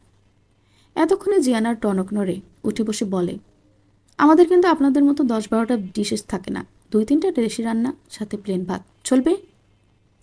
Anything okay with hot Jiana. Jiana চোখ পাকিয়ে ওয়াশরুমে ঢুকে ফ্রেশ হয়ে বের হয়। তারপর রান্নাঘর থেকে মিনিট 5 পর ফিরে আসে ট্রেতে করে খাবার নিয়ে। নিবিড়ের দিকে বাড়িয়ে দেয় ট্রেটা, কিন্তু নিবিড় একবার খাবারগুলো দেখে বলে, থাক, রেখে আসো, কোথা চলে গেছে। জিয়ানা বোঝে কেনই বাহানা দেখাচ্ছে। কোনো চামচ নেই, লাটের ব্যাটারও তো আবার হাত দিয়ে খায় না। জিয়ানা নিজেই ভাতের প্লেটে পটল ভাজা আর ডাল নিয়ে বলে, মিক্স করে খেয়েছেন কখনো? নেন, খেয়ে দেখুন, বেশ মজা। পাতলা ডালের সাথে যে কোনো ভাজা কিংবা মাংস। নিবিড়ের মুখে লোকমা উঠিয়ে আবার বলে, আপনার ভাগ্য ভালো, মধ্যবিত্তদের ঘরে রাতে খাওয়ার পর এক্সট্রা কিছু থাকে না। মাছের তরকারিতে এক টুকরো আলু আর সবজি পড়ে থাকে। তরকারিতে মাছ দেওয়া হয় মানুষ অনুযায়ী গুনে গুনে। আম্মু আমার জন্য 2 পিস দিয়েছিল, কিন্তু আমি 1 পিস খেয়েছি, তাই এটা বেজেছিল। নিবিড় ভাত চিবাতে চিবাতে জিয়ানাকে দেখতে থাকে। ছোট ছোট ঠোঁটগুলো অল্প নেড়ে কথা বলার সময় বোঝা নাকটা ফুলে ওঠে। সাথে ব্রাউন চোখের আকার ছোট বড় হয় অনবরত। এই মেয়েটার চোখ দুটো অসম্ভব রকমের সুন্দর। নিবিড়ের চেহারা গবেষণার মাঝেই জিয়ানা তাকে 1 প্লেট ভাত খাইয়ে দিয়েছে। পানের গ্লাস হাতে দেওয়ায় নিবিড় বুঝতে পারল সে পুরো প্লেট ভাত খেয়ে ফেলেছে শুধু পটল ভাজা আর ডাল দিয়েই। জিয়ানা খাওয়া শেষে জিজ্ঞেস করে, আপনারা অল্প স্বল্প রাজনীতি করতে পারেন না, তাই না? জনগণের কোনো চিন্তাই আপনাদের মাথায় আসে না? আমার জন্মই যেহেতু ক্ষণিকের উন্মাদনায়, তবে আমি কেন এত অন্যের উপকারের কথা ভাবব? জিয়ানা বড় করে তাকায় নিবিড়ের দিকে। নিবিড় আবার বিছানায় শুয়ে বলে, মানুষের জন্ম পরিচয় বিশেষ ভ্যালিড কিছু না। নিজের মাঝে একটা আরাম বোধ হয়, এটাই ফ্যাক্ট। আমি সেই আরামকে কবেই ছুঁড়ে ফেলেছি। এখন একটা আস্ত চাঁদ আমার সমগ্র আরাম জুড়ে। ব্যাস, আর কি চাই? শুনছিলেন আশিক আক্তার সোহাগের লেখা নীতিহীন রাজ গল্প থেকে পর্ব 60, 61 এবং 62। গল্পটি পরবর্তী পর্বগুলো শুনতে চাইলে এই চ্যানেলটিকে সাবস্ক্রাইব করে আমার সাথেই থাকুন। ধন্যবাদ।